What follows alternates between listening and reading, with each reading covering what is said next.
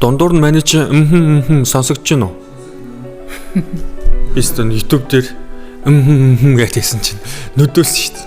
Амаа татаж. Хард. Тэгээд жоохон татчихад уг нь ингээд орлогч байгаа байлаа шиг хэлмээр байгаа байхгүй тий. Тэр чинь юм ойлгоод байгаа гэдгээ сэтлээ өгөх гээд.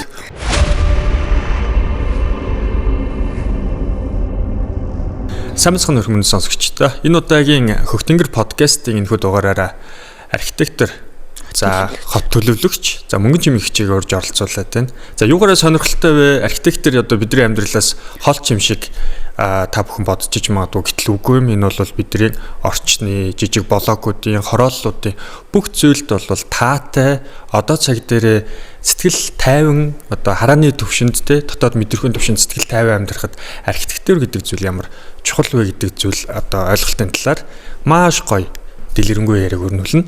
За ингээд мөнгөн чимэг хичтэй урилгыг хүлээж авч ирсэнд баярлалаа. Энэ өдрийн мэнд. За баярлалаа. Бас энэ гоё подкастт урьж оруулж аваад маш их баярлалаа. Дээрээс нь бас нөгөө манай салбарыг жоох юм уйдгартай гэж боддог байхгүй. Тэг яг тэрийг ингэж амар юм ойлгоод бас юм чухал одоо сэдв хөндөж бидний амьдралд хэрэгтэй сэдв байна гэж одоо хөндүүлэхийг мэн зөвшөөрөөд бас ингээд урьж оруулж аваад баярлалаа. Ааха. Тэгээд нөгөө яг тэрийг яаж мэдэрсэн бэ гэж би нэг бяцлал хийж агаад тэгээд одоо цаг дээр төвлөр гэдсэн байхгүй. Тэгээ ном уншаад тэгэл бид нар чинь нөгөө гэрлүүг орохдоо яах гэл ордог. Гэрээс гараал ажил руугаа орохдоо яах гэл ажил руугаа ордог. Тэр нөгөө дундлын аяллаа хугацаанд ерөөсөө амьдралынхаа моментыг мэдэрч чаддгүй. Гэтэл бид нар тэр моментыг хаана мэдэрх вэ гэхээр яг л хотынхаа гудамжинд хотынхтай архитектур юунд дундал мэдэрдэм байлээ. Тэгээд эхний асуултаа танд тавихад бол архитектур гэдэг энэ яг ойлголт нь яг та юу хийдэм бэ? За яг юу хийж явж байгаа тустай тодорхой хэмжээнд энд ирчвэ? Ямар сонирхолтой байваа гэдэг. Энэ талаас нь архитектурыг одоо энгийнчлэгтэй маягаас нь та үзэгчдэд ойлголт өгнө үү? За ер нь л одоо нэг бидний мэддэг уламжлалт одоо архитектор мэрэгжил архитектур одоо архитектурын салбар маань өөрөө одоо дэлхийн түвшинд бол маш олон задарсан байгаа. Одоо яг миний үндсэн мэрэгжил бол яг хот болон бүс нутаг төлөвлөлт гэж явж байгаа. Гэхдээ би архитектурыг маш сайн ойлгох хэрэгтэй байдаг. Архитектурын маш олон одоо төрлийн лекц хичээл одоо юу гэдэг те хичээл мэдрэмж, гоо зүүн мэдрэмж те бас хинт зориулаад хийгдэт байгаа гэдэг. Энэ талын одоо ойлголтыг авдаг. Ажлын талбар дээр бол одоо архитектор инженерүүдтэйгээ одоо байнгын нэгт ажиллаж ийж бид тэр хотыг яаж гоё болох вэ? Хүний амьдрах одоо байшин ямар байх вэ те? Эргээд нөгөөх нь ямар одоо нөлөөлөлтөй байдаг вэ гэдэг тэр одоо байнгын одоо нэгсэндээ толгоогоо ажилуулдаг ийм хүмүүс байгаа. За ерөнхийдөө одоо монголчуудын хувьд бол одоо архитектур бол нэг уран барилга гэдэг тийм нэг юм үгээр орчуулагдж буугаад тэрүүгээр айгаа хол сонсогддог байсан юм шиг байна. Тэгэл одоо тэхийл төсөөлөхөөр нэг драмын театрын барилга нүдэнд харагддаг ч юм уу те нэг төв номын санж гэдэг юм ингээл мөнгө их ордог те. Тэгээд уран гэдэг нэг үг нь айгүй тийм гоё болгоод өгчдөг. Одоо цагт бол архитектур бол энгийн хэрэглээ. Бидний одоо ухаалаг гар утас хэрэглэж байгаатай адилхан. Энэ архитектур маань өөрөө хүнд ээлтэй, хэрэглээтэй, байгаль орчинд ээлтэй ийм нэг одоо юу гэдэг шинж чанаруудыг агуулсан гэдэг ингээ маш олон төрлөөр ингээ задраад одоо нэрвчлэгдээд явж байгаа гэсэн. Одоо бид нар чинь iPhone-ыг худалдаж авч явахдаа хүртэл дотоод архитектурыг нь л худалдаж аваад байгаа шүү дээ тийм үү? Тэр яг ерөөсөө л энгийн бидэрт ойлгомжтой хэрэглэхэд хялбар гэдэг талаас юу тийм. Тэгэхээр одоо цагт бол одоо дэлхийн нийтээр бол одоо яг энэ архитектур, барилга байгууламж, за энэ хот төлөвлөлт гэдэг маань юрдээсээ маш энгийн болоод хүмүүс рүүгээ илүү ойртоод одоо тэг хүндээ маш ойлгомжтой байх ийм одоо чиг хандлага руу орсон байгаа. Ерөнхийдөө нэг Улаанбаатар хотын үзэмж талбай, драмын театр, соёлын төвөргөө гэдэг те Монгол төрийн ордон ч гэх юм уу, архитектурын шийдэл. За сүүлийн үед бол Чингис хааны музей бас нэг шийдэл болоо гарч ирж байна. За бид нар энэ Улаанбаатарын архитектурыг мэднэ те. Одоо социалистны үеийн архитектур. Одоо дэлхийн архитектурын тренд хандлага нь одоо энгийн бөгөөд одоо маш судалгаа сайтай гэдэг зүйл рүү орж ийн гэж ойлгоод байгаа зүг. Тийм зөв. Ер нь бол яг бид нар нөгөө бас өөх түүхээрээ одоо нөгөө улс орны нөгөө тулс нийгмийн одоо улс төрийн нөхцөл байдал гэдэг нөгөө яг энэ мэрэгжил маань өөрөө бас айгу судлаач мэрэгжил шүү дээ. Тэгээд бас хурган одоо улс төрч гэдэг шиг улс төрийн нийгэм одоо бүх процесс философик ч юм ингээ судалдаг. Ойлголтыг нь гаргаж ирээд шүү дээ. Өгүүлэмжийг нь. Тийм. Тэгэхээр нөгөө тухайн нийгэм одоо ямар одоо тий одоо нөгөө нэг юу өдөртжсэн яг тэрнийг л дагуулаад одоо тэр тухайн нийгэм одоо хэлбэржиж байгаа байхгүй. Тэгэхээр бид нар нөгөө нэг яалтчгүй л одоо социалист орн байсан тий. Социалист орнуудын архитектур бусад орнуудад яг хийгддэг байсан шиг манайд ч гэсэн адилхан л төлөвлөсөн төлөвлөгөөд эдийн засгээд улсаас нь нэгдсэн журмаар мөнгө тавил нэгдсэн журмаар нэг төрлийн одоо байрлал орон сууцнуудаа барайл хүмүүсийн орон сууцчлуулаад ингээл нэгдсэн журмаар бүх юм хийгддэг гэсэн байхгүй. Тэгээд 90 оноос хойш нөгөө нэг ардчилсан одоо нийгэмлэг шилжээд идэрч ингээ маш том ингээд бүр энэ дэлхийн хүмүүс хүртэл монголчууд баг өнөөдөр яаж хүртэл ингээ та нар ийм гоё хад чаргалтайгаар энэ процессыг даван туулж чадсан юм бэ гэж гайхшруулмаар процессыг бид нар даван туулчаад тэгсэн чинь нөгөө яг энэ барилга одоо хот байгуулалт төлөвлөлтийн ажлууд маань нөгөө шал өөр төвшөнд очсон байхгүй юу. Одоо нөгөө төлөвлөгөөгөөр төлөвлөж ингэж нэгдсэн журмаар төсөвтэй хийдэг байсан юмнууд маань чөлөө зах зээл рүү мөнгөндөө баригддаг байсан чинь. Тийм. Чөлөө зах зээл рүү ороод ирсэн чинь олон төрөл болоод тий шилэн байшингууд нэмэгдээд өндөр байшингууд нэмэгдээд ч гэдэм ингээд бид нар илүү их нөгөө нэг зам байгууламжтай болоод тий. Ингээд ирсэн. Тэгээд ингээд ирэхээр нөгөө нэг манай хот ч одоо бас аюу тийм сонирхолтой хот болж эхэлж байгаа байхгүй. Ер нь бол ингээд тодорхой хэмжээний пост сошиалист одоо тэрийг нь харж болно агуулсан хэрнээ тэгсэн хэрнээ маш орчин үеийн бас ингээд хэм маягтай архитектурыг бас ингэж харж болдог юм сонирхолтой бас юм гоё. Тэгээд дэлхийн хааж байхгүй гэр оролттой. Одоо яг ингээд манай үндсэн одоо яг хот төлөвлөлтийн одоо ийм нөгөө юунууд дээр бол ингээд энэ бол яг ийм характертай ийм одоо хотчлтын процесс бол өөр улс орнуудад бол байхгүй гэж яригддаг байхгүй юу.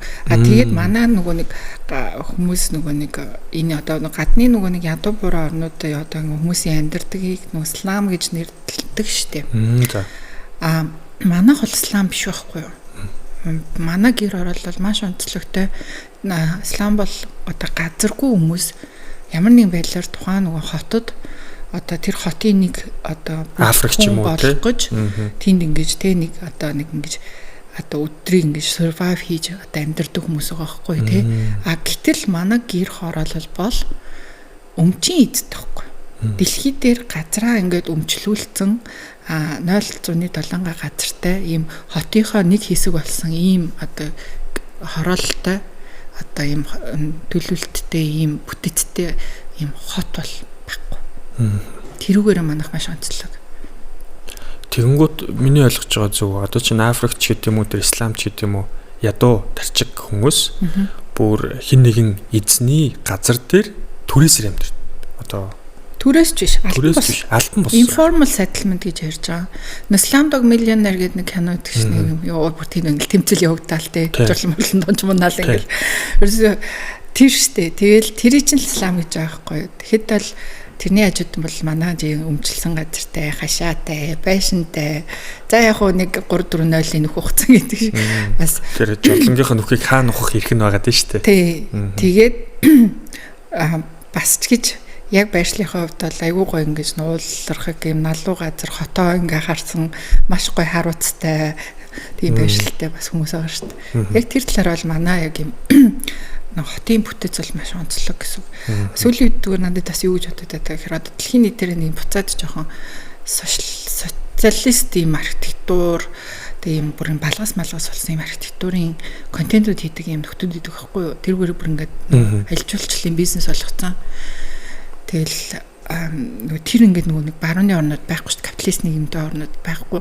Тэнгүү тийм нөхдүүд чинь нөгөө тийм орнуудыг очиж үзэх юм сэтэл нэг өндөр хэт юм бэл. Одоо энэ зүүн Герман, Унгар, Монгол бол яг уу тэд нар чинь бол яг уу яалтчгүй тас нөгөө нэг хөрөнгөтэй орн болохоор нөгөө арай өөр юм. Тэр нөгөө социализмын ялгааг ингээд одоо нөгөө зэгцэлж байгаа байхгүй бас учиртай болгоц.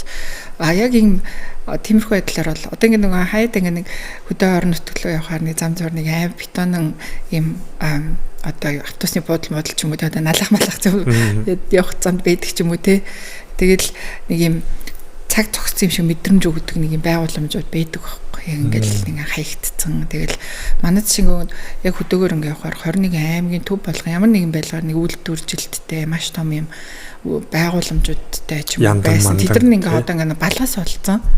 Хинч ашигладгүй. Гэтэ нэг хүний нэр дээр ингээд байждаг ч юм уу тий. Дорнод тэгэхэд ингээд нэг махны үйлдвэрч гэдэг юм уу. За ховдод тэгэхэд нэг юм дулааны цахилгаан станц ч гэдэг юм уу тий. Тэгээ ингээд за сэлэнгийн одоо модны үйлдвэр мөдөлтөр гэл ингээд амар том байгууламжууд байгаа байхгүй. Тэгэл одоо тэр чин буцаад тренд болж эхэлж байгаа. Тэрний нөгөө нэг юм тим юмар ингээд дагнцсан контент хийдэг. Тэгээд ингээд аялал жуулчлалын бүр ингээд маршрут өдөртэй. Тэнгүүд тэр юу вэ гэхээр эргээд бас эднэр тэр амар буцаад нөгөө нэг юм хотын одоо хотынхоо хувьд ч гэдэг юм аялал жуулчлал талдаа ч гэсэн амар үнцэнтэй болох юм ухаалгаар ашиглаж чадах юм бол маш гоё юм. Бас эргээд юм сонирхолтой юм байж болох тийм. Тэгээд тэр социалист нийгмийн тэр үеийн байгууламжуудыг балгасуудыг те ингээд нэрлэлчих юм бол ямар мэдрэмж тэр цаг зогссон юм шиг мэдрэмж авахын тулд л тэгж гэнэ үү? Хүмүүс үзэж гэнэ үү?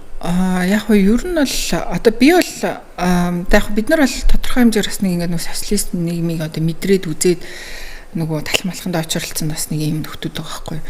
Одоо жишээ нэг 2000-аас хойш төрж байгаа нөхдүүд жишээ нь бид нар зөв хамгийн наазахын л гадаад хүнтэй биш юм гэхэд ярихад тийм нөгөө нэг социализмын үеийн юм сайн ойлгохгүй байгаа ш. Тэгмээ нөгөө ингэдэг утас мутас чинь тэр бүрд яаж ярьдаг байсан бэ нэ гэж байгаа шиг те. Нэг юм олд скул юмд л яг тэр мэдрэмжийг тэр хүмүүс одоо сонирхдаг байх л гэж л би бол одоо өчүүхэн биендээ тэгж бодоод байгаа. Тэгэхээр тэр амар буцааж ингэж тренд болж байгаа. Ер нь гэхдээ яг тодорхой хэмжээр бас яг юм архитектур хот төлөлтийн чиглэлийн хүмүүс бас нэг иймэрхүү байдлаар намайг ойтон багч гэсэн ингээд юм блог хийдэг те. Одоо тэр үед ч нөгөө юм подкаст одоо влог гэдэр хөгжөөгөө багт.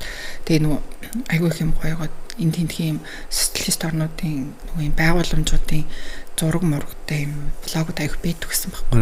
Тэр үед л би яас ингээл хараал өөч бас бидний нөгөө амар царай муутай ёо яста нэрэ яста онцгой байшин балгас гэж боддог юмнууд чинь эсэргээрээ бүр энэ амар гоёор ингэж нөгөө шинэлэг байдлаар гаргаж ирж байгаа юм биш үү гэж боддог гэсэн. Тэгэхээр архитектурын одоо шийдэл мэдрэмжүүд ер нь хүндэл мэдрэмж л өгж байгаа шүү дээ тий. Уран барилгаар дамжуулаад. Тэгмээд өнгөрсөн цаг үеүгээ тэгж сонирхож байгаа юм тий. Ирээдүйн рүүгээ одоо ер нь яаж явж байна? Чиг хандлага. За дэлхийн нийтээр бол одоо нөгөө бид нар нөгөө нэг доктортой байдалтай хүлэмжийг бууруулах гэл за дэлхийн дулаар луур амьсгалын өөрчлөлтөд одоо ингээд нөгөө хувь нэмрээ оруулах одоо тэр арга хэмжээ хариу үйлдэлүүдийг бид нар авах хэрэгтэй гэдгийг зарчим ердөөс яг үйлчлээл байгаа. Тэр бол яг судалгаан дээр үндэслэх хэрэгтэй гэсэн үг тий. Үгүй ер нь бол одоо жишээ нь бид нар бол нэг дэлхийн нийтээр одоо уур амьсгалын өөрчлөлтөд одоо Монгол улс ямар одоо хувь нэмрээ оруулж ийн тий тэрийг бууруулахад ямар хариу үйлдэл арга хэмжээ авах вэ гэдэг тал дээр ер нь бол аюу их одоо тийм арга хэмжээнийг авах хэрэгтэй зайлшгүй шаардлагатай бас байдаг. Нийт одоо нөгөө нэг бас юм нөгөө төлөвлөлттэй холбоотой төсөл хөтөлбөрүүдийн санхүүжилтүүд бас ханаас босч ийн гэхээр дэлхийн уур амьсгалын сангаас босдог байхгүй юу. Тэгэхээр нөгөө дандаа хүнд ээлтэй ногоон тэгээд одоо сүүлийн үед нэмэгдсэн юм нүгэ төсвөрлөх чадвартай гэдэг. Одоо байгалийн гамшиг төсвөрлөх чадвартай гэдэг. Одоо ийм нэг юм агуулга шинээр одоо төрөн орж ирсэн. Ер нь бол нөгөө дэлхийд дахин хараад тахт бол асар их газар хөдлөлтөг ч юм уу те ингээд нөгөө далайн шуурга мурга гэл ингээд нөгөө миний мэдхийл 2000 оны гамшигын эрсдлүүд 2010 оны Хаитигийн нөгөө амар газар хөдлөлтөр гэл ингээд явжсэн шүү дээ. Тэгэл ер нь нэг ийм сая тэ сүүлд нөгөө Туркт бас боллоо шүү дээ. Байшингууд яаж нурдгийг бид нар харлаа шүү дээ. Тэгээд иймэрхүү байдлаар бол одоо энэ олон улсын байгууллагууд бол хүнийг орон сууцжуулж байгаа тохиолдолд, орон байрыг шийдэж байгаа тохиолдолд, хотыг төлөвлөж байгаа тохиолдолд энэ нь байлгын гамшигт төсвөртэй байх ёстой гэдэг зааваргүй юм шаардлага тавьдаг болсон. Тэгэхээр бид нар бол одоо хамгийн ойрхон санаж байгаа бол өнгөрсөн жилдээ үер усны аюулаар байшин урсж байгааг чарлаа. Хүн урсахыг машинтайгаа урсахыг чарлаа тий. Гэх мэтчлийн ийм аюулууд багасгүй ихсэн. Тэгэхээр бид нар тэрэнд бэлэн байх ёстой. Одоо хариу үйлдэл үзүүлэх чадвартай барилга байгууламжтай байх ёстой гэдэг ийм л зарчмаар одоо чиглэлцэн явж байгаа. Тэгэхээр манай Монгол улс ч гэсэн ер нь одоо бас л мэдээж энэ олон улсын гэрээ конвенцэд одоо гишүүн орон гэдэг ингээ явж байгаа. Бүгд л одоо тэр бодлогыг хөрсөн дээрээ буулгах гад тэрэнд одоо тий ингээд гадна дотны байгууллагуудтайгаа хамтраал ингээл явж байгаа.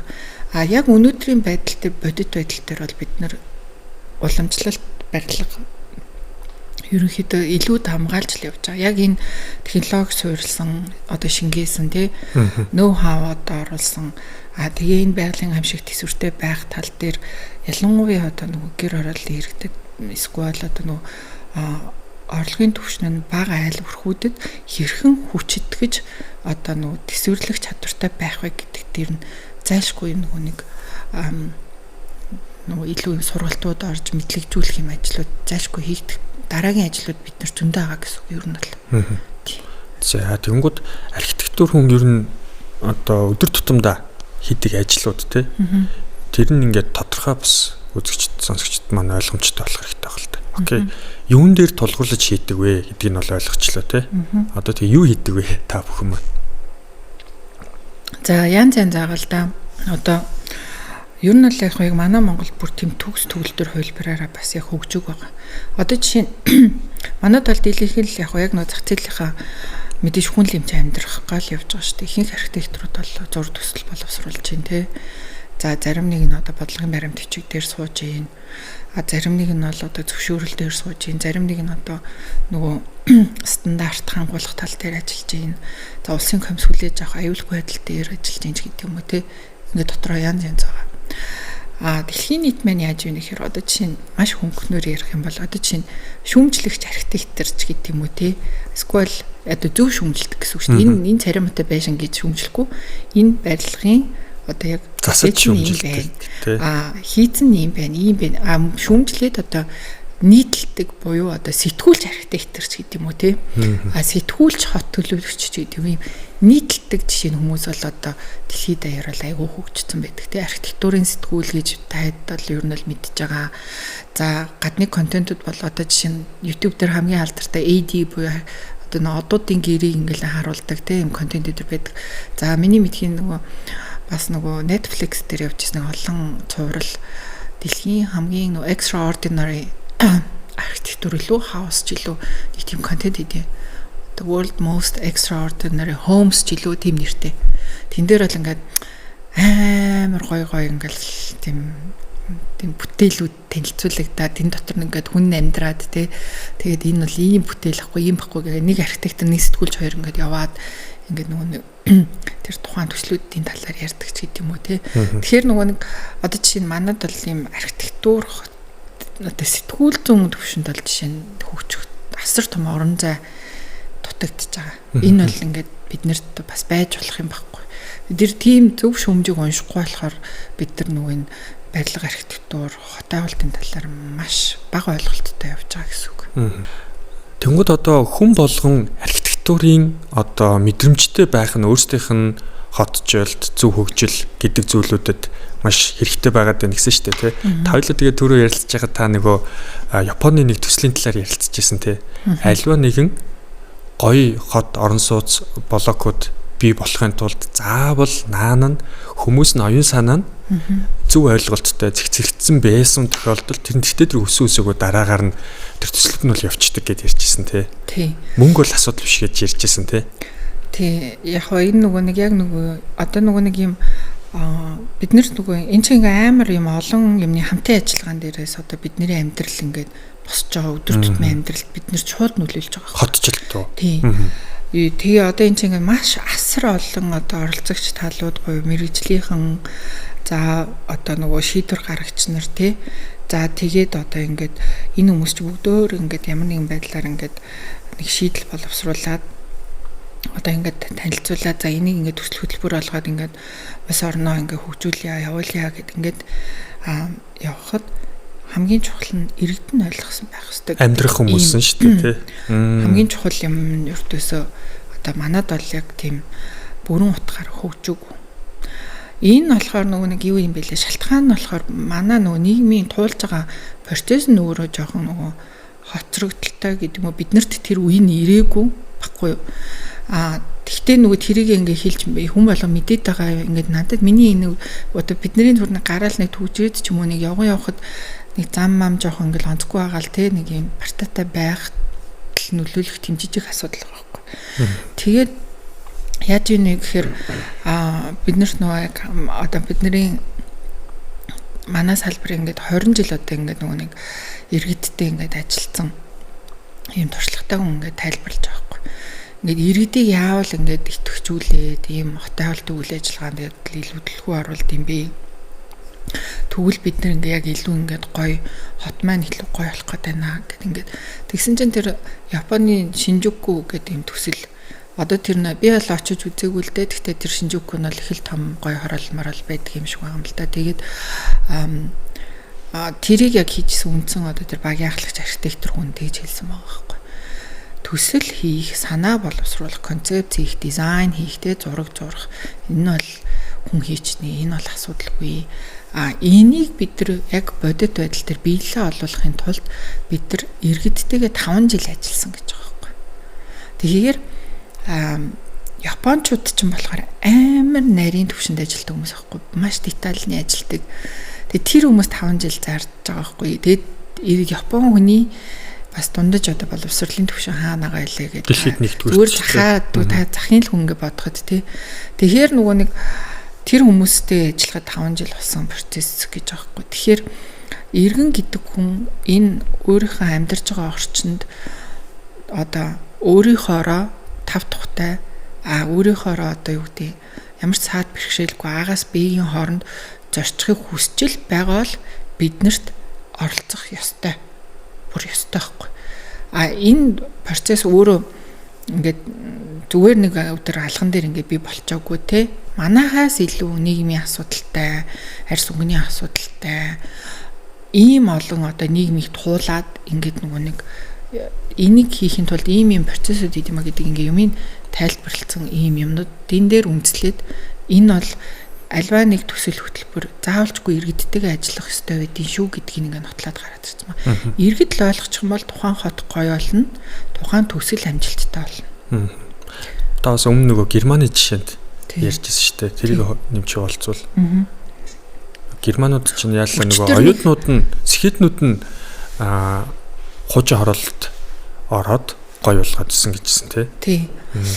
Ер нь бол яг нэг одоо нөгөө яг манайхтай ижил одоо замыг туулсан бас яг баруун зүүн Герман гэдэг одоо зүүн Германч социалист тий бас л хөксөрмөл орон сууцнуудтай ер нь бол ингээл манай нэгдүгээр хороол одоо хороол нийцээ одоо том урт байрнууд чинь л тэнд ингээл бас л яг л биелэл бол бич нутагтай явж байгаа юм шиг л мэдрэмж авч байгаа байхгүй юу тэгвэл тэр хороол асар их асуудалтай. Надад бол тэр ингээл харагдах байдлын тухай үед бол нөө би угаасаа тийм юмд төрөөд өссөн болохоор айгүй дотн дээр тэр хүмүүс л хэрвээс болохгүй юм бүтэхгүй байна сте энэ сте гэл ингээл айгүй их ингэж нөгөө гомдолдог байсан.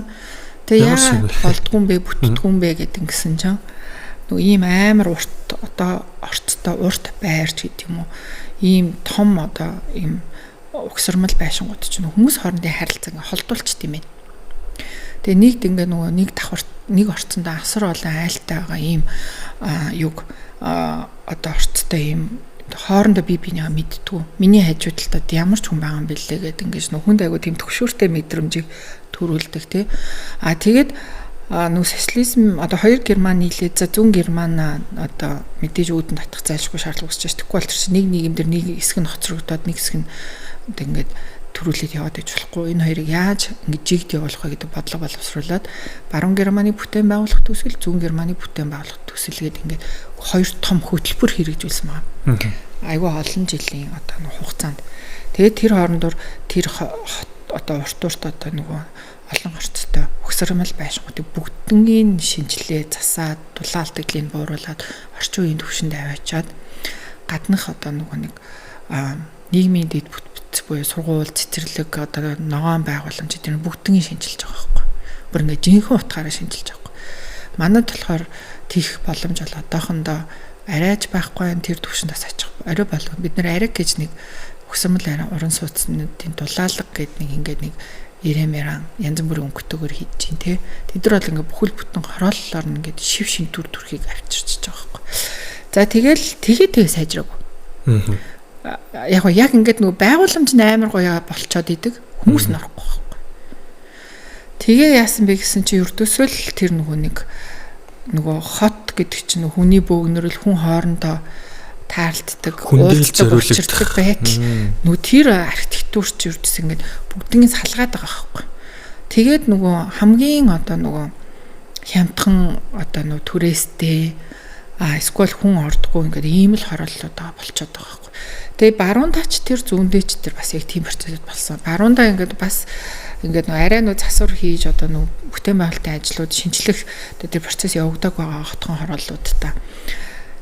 Одоо нөгөө ирээдүйн элитүүд гэдэг утгаараа энэ хүмүүс 4-5 жилийн дараа л мөнгөндөө хүрчин тий болно гэдэг утгаараа данна оюутнуудад маш бага одоо зардлаар түрээслүүлэх юм уу зарим нь бүр түрээсгүй байлгаж байгаа. Одоо нэг давхрын одоо нөгөө нэг бизнес эрх боломжтой ч юм уу тий ийм нэг давхрын үйлчлэгээний төвүүдийн одоо архитектор, дизайнер одоо ийм бүтээлч хүмүүст илүү төлхөө одоо ингээд ашиглуулаад түрээсийн одоо орон сууцны түрээсийн маш бага хамгийн доод хэмжээгээр ингээд тогтоогод ч гэдэг. Тэгээд ирсэн чинь л өртөөсөө тэр хотхон хорооллууд ч юм бүр танигдхай болоод ирж байгаа байхгүй. Тэгэл танигдхай болж эхлээл үнэн өсч эхлээл тэгэл нөгөө би чамд ярьжсэн нөгөө энгийн хорооллоос ахгуулаад бэдгүй нөгөө органик хамаагүй гой сонголттой гой бүтээгдэхүүнтэй хүнсний дэлгүүр хүртэл яваад очиж байгаа байхгүй. Тэгэхээр нөгөө нэг тэр чинь одоо ингээд нөгөө яг энэ хот төлтийн одоо нэг юм аргачлал буюу одоо нэг юм хэрэглүүр байгаа байхгүй. Ямар нэг юм апдейт хийдэг. Тэгэхээр нөгөө нэг хүнтэйгээ тулж ажиллах нь тухайн одоо бүтээн байгуулалтын ажлыг дандаа ингэж нөгөө сайнаар эргээр шийдэж өгдөг. Бас хүмүүсээ одоо жишээлбэл сонгийг ирүүлээд одоо концепцүүдийг ойлгуулад иргэд өөрсдөө архитектурын өндөр мэдрэмж мэдлэгтэй гоё фокустай болчих юм бол ард иргэдээс эхлүүлээд бас сайжруулсан тийм жишээнүүд бас байдаг бох тий. Байлгүй яг нь ер нь бол одоо ч нь юу ч дээ яг манад ийм байна л да. Манай хүмүүс бас мэдрэмжгүйдээ бас биш байгаа. Мэдээж хүн ингээ гой байшинт ч юм уу гоё юмд амьдрахад хүсэл байна тий. Тэгмэд эсэргээрээ нөгөө талдаа тэр зураг төслийг хийлгэх мэрэгжлийн хүн бас айгу үнэтэй байхгүй юу? Яг энгийн хүнд бол бас жоохон үнэтэй гэсэн үг. Гадныхан бол яадаг вэ гэхээр одоо за би нэг өөртөө зориулсан юм цуслангийн байшин бариулмаар байна гэд очиход тэрийг хийдэг хүмүүс нь ч бүх юм ч ингээ бэлэн ингээд нэг хялбарчилсан байгаа тэр процессыг. Тэгмэд нөгөө талаараа тэгж байгаа хүмүүс нь одоо тэр барууны орнуудад бол ихэнх нь мөнгөтэй баггүй тэр хүмүүс бол мөнгөгүй бол биш. Тэгээд нөгөө тэр асуудал айгу хурдан шийдэгддэг.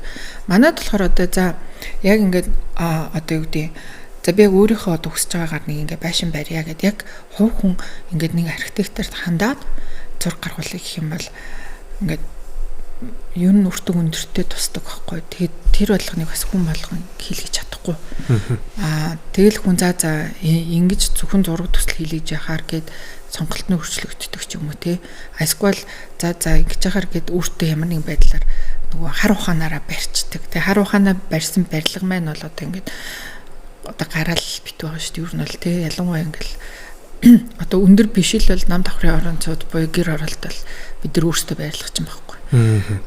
Тэрийг одоо хэлбэрцэх процесс ажлууд бол зөндөө хийгдээд явж байгаа.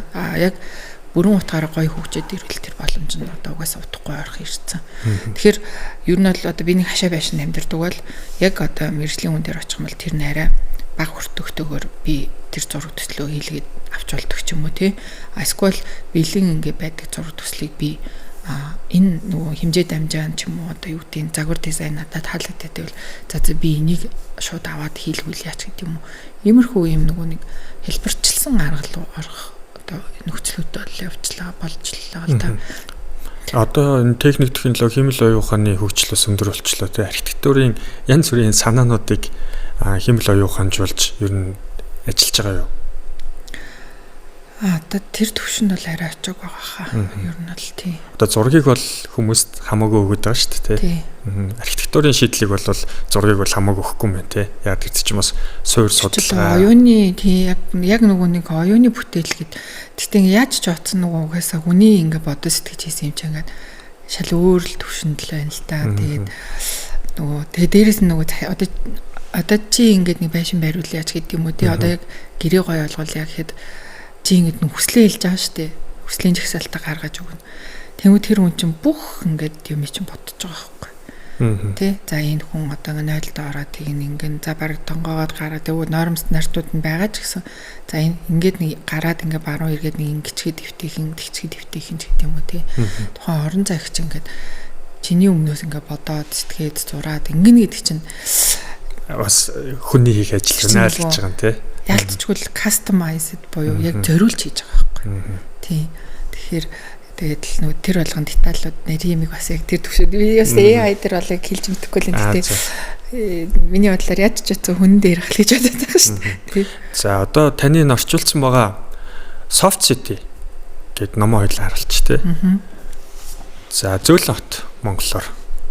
За зөөлөн хот номын одоо энэ зөөлөн хот гэдэг нэршлийнх нь концепц гол агуулга нь юу вэ?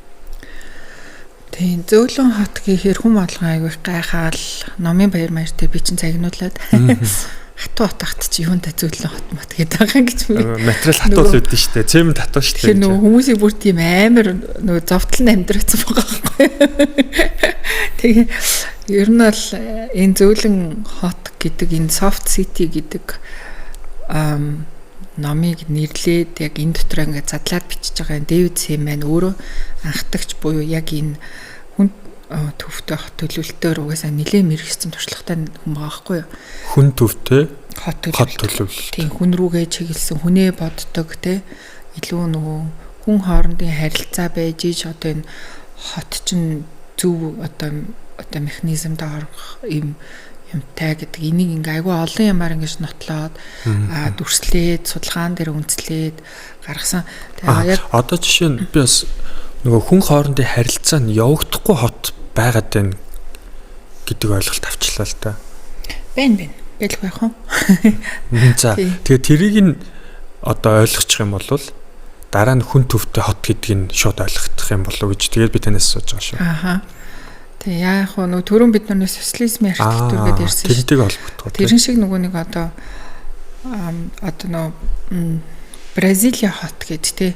Ингээл хамгийн анх бүр модернист архитектураараа бүр ингээл амар ингээл архитектурын дунд ингээл архитектуруудын дунд ингээл шуугуулсан тийм одоо хот байгаа байхгүй юу? Гэтэл тэр өнөөд цагт бол бүр ингээд асар өргөн гудамжтай асар том архитектуртай ингээд хүмүүс бараг цэг шиг харагддаг гэдэг шиг тийм юм алслалтай одоо нөгөө хот байгаа байхгүй юу. За тэгээ социалистын хотууд буюу одоо яг юм нөгөө нэг угсармал орон сууцтай юм том одоо нөгөө одоо олон орчтой олон айл өрхийг ингэж багтаасан юм одоо архитектуртай юм одоо хотод хүмүүсийн харилцаанд тоглолтдог юм байна л да. Судалгаануудаар бол тодорхой болчихсон. Тий. Тэгээ нөгөө нэг тэр баруун германууд хүмүүс бишээ зүүн германд хүмүүс нь орохгүй байна гэдэг тэр ихгүй. Ер нь бол нөгөө нэг энэ асар олон одоо нөгөө нэг энэ ч нөгөө хотчлолтоороо маш олон одоо 100-ыг ингээд төвчээлээ туулцсан арт хүн байгаа хгүй одоо тий баруун Европын одоо сайн мог нь бүгдийг үзчихсэн тий. Тэгээд туулаад ирчээд одоо яасан бэ гэсэн чи за ерөнхийдөө нэг жоохон статистикийн хувьд ярьлаа гэж бодоход баруун Европ бол ихэнх нь одоо нөгөө насжилт нь маш өндөр болсон тий төрөлт маш бага болсон. Гэх мэтчлэн ингээ нөгөө нийгмийн тэр нөгөө нэг хүн амжуудад нөлөөлөд байна. Тийм нөгөө хүн амжуудад нөлөөлөөд ингээ нөгөө тэр нөгөө нэг одоо бүтээмжтэй ч гэсэн амар нэг ажил хүчингүй болж байна тий. Тэр хэрээр одоо Европын холбоол цагаач нарыг бол өстой асар их хэмжээгээр авч штэ. Тиймэрхүү байдлаар нөгөө ажил хүчтэй гэсэн сэлбэд байна тий. Тэгээ ингээ энэ маш олон юм туулаад байгаа хүмүүс чи яаж ийнэ гэж. За одоо зөв намайг оюутан багтал яадаг байсан бэ гэд. Одоо жишээ нь яг ингээд тэр бидний мэддэг өгсөрмөл орон сууцны хороолд ордгоо хүмүүс одоо барууныхны өрөө орохгүй ш. Тэхийн орох вэ гэхээр нөгөө цагаач нар орно, арабууд нь орно. Тэгэл хэлгүй усгүй ингээл амар олон янзын хүмүүс ич тийм ингээ оролцож байгаа хгүй тий. Ингээ маш бага хөлс мөсөр эсвэл зарим дээр нөгөө нийгмийн халамжаараа мөнгө тооцчдаг, зарим нь баг үнгүй шахуу цагаачлаад байдаг ч юм уу тий. Иймэрхүү юм орон сууцны хотхон орол баг. Тэглээгээд тэрийг зүгээр хайчихгүй. Тэднэрт зориулсан одоо хэлний курс, сургалт. За дээрээс нь шашин шүтлэхийг хүндэтгсэн одоо мөргөл үлдэх зам талбайг хүртэл хийж өгч байгаа байхгүй. Тэгэхээр тэр хүмүүс чи зүгээр ингээд цагаачлуулаад нэг хаалганы цаана явж хийчих юм бол эргээд тэр нийгэм ямар амар нийгмийн асуудалтай тулах вэ гэдгийг маш сайн ойлгож байгаа байхгүй. Тэгвэл тэр хүмүүсийн чинь очингууд нь тэг хэлний бэлтгэл сургалтанд явуулаа нийгэмшүүлэх асуудлуудыг ингээд шийдээд маш богино хугацаанд буюу 2-3 жилийн дотор ингээд ажлын байрууд олгож өгөөд те. За тэгээд дээрэс нь соёлын хүндэтгсэн юм шашин шүтлэгийн хүндэтгсэн байгууламжийг байгуулад тэр хүн чинь өөстө би гоё газар цагаачлаад ирсэн байна гэдгийг л мэдрэмж авч байгаа байхгүй. Тэгэхээр нөгөө нэг тийм байдлаар одоо ингээ асар олон юм ингээ туулсан хүмүүс чинь ер нь бол энэ одоо физик буюу яг мэрэгжлийн хүмүүс нөгөө нэг одоо хардвер гэж ярьдаг шүү дээ компьютер яг тэр шиг хатууд дэд бүтц гэж байдаг байхгүй. Зам талбай инженерийн шумшуулж. Зөвхөн тэр бол биш юм биш шүү. Тэ? Бид нар софтвер буюу хүн рүүгээ чиглэсэн сургалт одоо нөгөө чадахжуулах хөтөлбөр гэдэг шиг хүн рүүгээ чиглэсэн ийм бодлогууд буюу хөтөлбөрүүдийг хийх хэрэгтэй байна гэдэг ийм том юмнууд ард нь явж идэг байхгүй. Тэгэхээр зөвхөн ингээд тухайн одоо хотыг бүтээн байгуулах одоо хөтөлбөр гэдгийг нэрэндээр байшин сав сайжирч байгаа. Гэхдээ араас нь дахиад дандаа хүнтэйгээ ажиллах процессыг явж байгаа. Яг тэрийг амар сайн ойлгох хүмүүс ч одоо нөгөө буцаагаад энэ хүмүүсийг уулзуулдаг, орчныг бүрдүүлэх, нийтийн зам талбайг тий олон нийтэд илүү нээлттэй болгож тогтжуулах иймэрхүү байдлаар энэ хотын дизайн гэж одоо бас архитектураас салгаа явуулсан байгаа. Хотын дизайныг хийдэг ийм төвшөнд очсон. Тэгэхээр нөгөө hard skill, soft skill гэлтэгдэн штэ тий. Тэнгууд мэдээж хатан ур чадрууд, инженери, техник, мэдлэг тий чадрууд байх хэвээр. Гэхдээ хүнд хотыг бүрдүүлж өгөхдөө хүн чинь хүн л эцсийн дүнд амьдарч байгаа шүү дээ. Тэр хүний бүтээмж, аз жаргалтай байдал, төрөлт, хүн ам зүй бүх зүйлийг нь happy шинжтэй хувьд нь happy болгохын тулд тэр зөөлөн одоо мэдрэмжүүдийг архитектурын болон бусад шийдлүүдэд их онцгойлон анхаарч авч үздэг болцсон л гэж ойлгож болох уу тий. Тэгээ яг энэ зөөлөн гэдэг үгээ бол одоо яг энэ нөгөө номныхоо ингээ баг агуулга болгон дээр л тайлбарлаж байгаа юм л да. Бүх юмтай уялдуулж байгаль цагууртайгаа зөөлөн харьцах тий. Одоо ингэж цагууртайгаа уялдаж байх барилга нь өөрөө зохицол гэдэг үгээр ээлтэй байх тий. Буцаад нөгөө эргээд хог хаягдал багтай нөгөө барилгын материалаас авахгүйлаад ямар хүн байх уу гэдэг тэр нөгөө тэр болгоныгаа ингээд нөгөө зөөлөн гэдэг юм үгээрээ тайлбарлаж нөгөө өгч байгаа. Тэгэхээр зөөлөн оршихын тулд энэ чинь маш их одоо байгалийн шинжилгээ ухаан, орчны, ландшафт гэл судалгаанууд явж байна тийм. Хүний сэтгэл зүй, тэгэл хүн ам зүй, тийм хүн ам зүй. Тэгэхээр зөөлөн хотын одоо энэ ном дээр байгаа санаанууд нь тэр бүх судалгаанууд дээр суурилсан гэж ойлгож болохоор юм тийм. Тийм. Эднэрийн бол яг энэ судалгаа бол үнэхээр мундаг. Тэгээ судалгаан дээрээ суурлаад энийг нөгөө нэг одоо нөгөө дүрсэлж штэ одоо нөгөө illustration хийж ин visualize хийж байгаа энэ чадвар нь маш мундаг аа. Тэгээд энэ одоо зураг дүрс одоо график болгоно нь маш үнцэнтэй бүтэж байгаа. Одоо контент энэ бол тийм ийм байхгүй. Тэгээд энэ нь маш үлгэр одоо дуурайлсан. Ер нь бол одоо энэ ном яагаад ингэж 20 хэдэн хэл дээр орчуулагдаад дэлхийн нийтэд ингэж амар давлгаалж байна гэхээр өрдөөсөө яг манай салбарын бол зүгээр энэ номыг уншаал ваавлтаа л гэж байгаа байхгүй. Өрдөөсөө энэ хүн баг яаж энэ төвшөнд сэтгэж ийм гоё юм хийж чаддаг зөөлөн байгаад байгаа юм бэ. Тийм. Захын л тэгэл бичиглэлийн хувьд маш энгийн хүнд маш ойлгомжтойгоор юм тайлбарсан. Заавал ч мэрэгжлийн хүн гэхгүй. Зөөлөн хот чи мэрэгжлийн хүнд зориулсан ном биш юм уу? Ер нь бол яг мэдээж мэрэгжлийн хүмүүсийн сэтгэлийг хөдөлгөн огшуулна. А гэхдээ энгийн хүн уншаад эндээс маш гоё амьдралын санаанууд архитектур өөртөө хэрэгжүүлж болох маш гоё санаануудыг авч болно ердөөс. За таны хувьд өөрөө орчуулагч хүн гоё санаа авсан уу? Тий, ер нь л одоо би одоо энэ номыг уншиж явсаргаал бүхэл бүтэн байшин барьсан байна. За. Би бол энийгээрээ одоо бүр гэтээ энийг би тухайд анзаараагүй юм билий. Эргээ батаад гэсэн чинь би бүр нэрнгэс яг энэ ном дээр байгаа үг үгсэг гэдэг шиг ингээд би баг ерөөсөө нэг хаалга онгоолгол гадаа байгальтайгаа ойрхон байх, барилга нь өөрөө дулааны одоо алдагдлгүй байх, маах гэл ингээд бүх юмаа би яг тэгж ерөнхийдөө ингээд бодод төсөөлөөд тэнд оруулсан. Тэгэл нэрэл би одоо нөгөө нэг хаалга онгоолгол гадаа гараал мод ингээд миний амьсгалж байгаа анхаар амар гой цэнгэг те зүгээр ингээд тэр бол амьдралын чанар юм байлээ. Бид нэр би одоо яг 2 жилийн өмнө хүртэл за 3 жил болох ч юм яг одоо адлыг баригдаад би маш чанаргүй амьдарч исэн юм байна гэдэг дүгнэлтээ өөртөө тавьсан. Та өмнө хаана байсан? Манайх болохоор яг нөгөө би ер нь онгоо одоо нөгөө нэг одоо Улаанбаатар гэдэг шиг нөгөө хорол яг ингээд 84 онд ашиглалтанд ороод тэгээ нөгөө тухайд ингээд нөгөө албан газрууд ингээд ажилчтай орон сууц хуваарлдаг байсан. Тэгээ манайх яг хорол эцсийн хамгийн цаадлын 9 давхар байхгүй. Яг тэр нүжинко социалист би нөө социалист нийгэмд социалист орон сууц чим надад аюу ойрхон байгаад би Германд очил амар гоё гэж боддоос чи тэр нь хамгийн онцгүй байдлын төрөл болоод хамгийн нийгмийн асуудлуудыг үүсгэдэг барилга болоод хувирсан. Миний хувьд логикийн хувьд бүр амар ойлгомжгүй болж эхэлчихсэн байхгүй юу.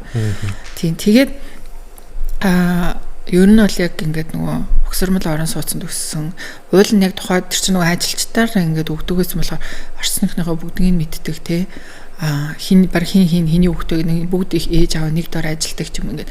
Тэгсэн чинь нэрнгээсээ яг нөгөө зах зээлийн нийгэмлөө ороод ирсэн чинь хүмүүс нүгээд ингээд явах нь яваад ирсэн чинь би орц руугаа ороход бол надад амар хэм төвшүүртэй санагддаг болсон. Тэгээ манайх нөгөө 8 давхарт байсан. Тэгээд 10 цагаас хойш лифт явдаггүй.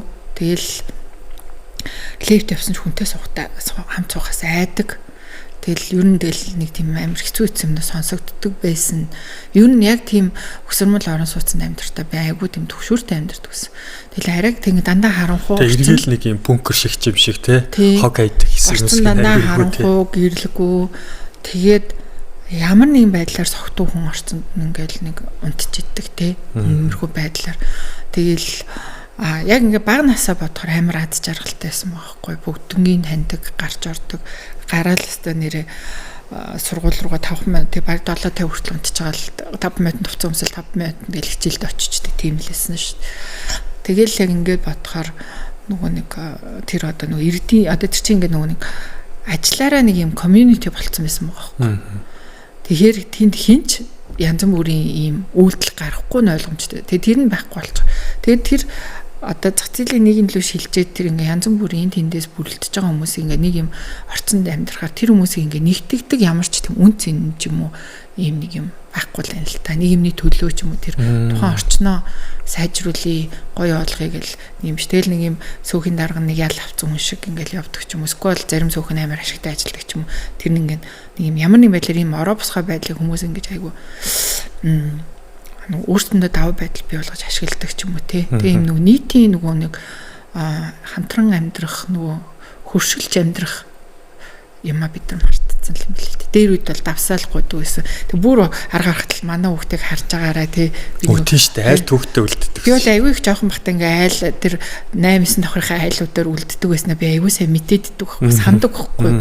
Тийм. Тэгэл одоо ч гэсэн ингээл энэ явж байгаа. Энэ нөө миний хардаг гэсэн хүүхдээ шүү дээ. Тийм ээ гэл манай ээж мэддэг хүмүүс таалтууд идэг. Би болохоор нөө сандаггүй.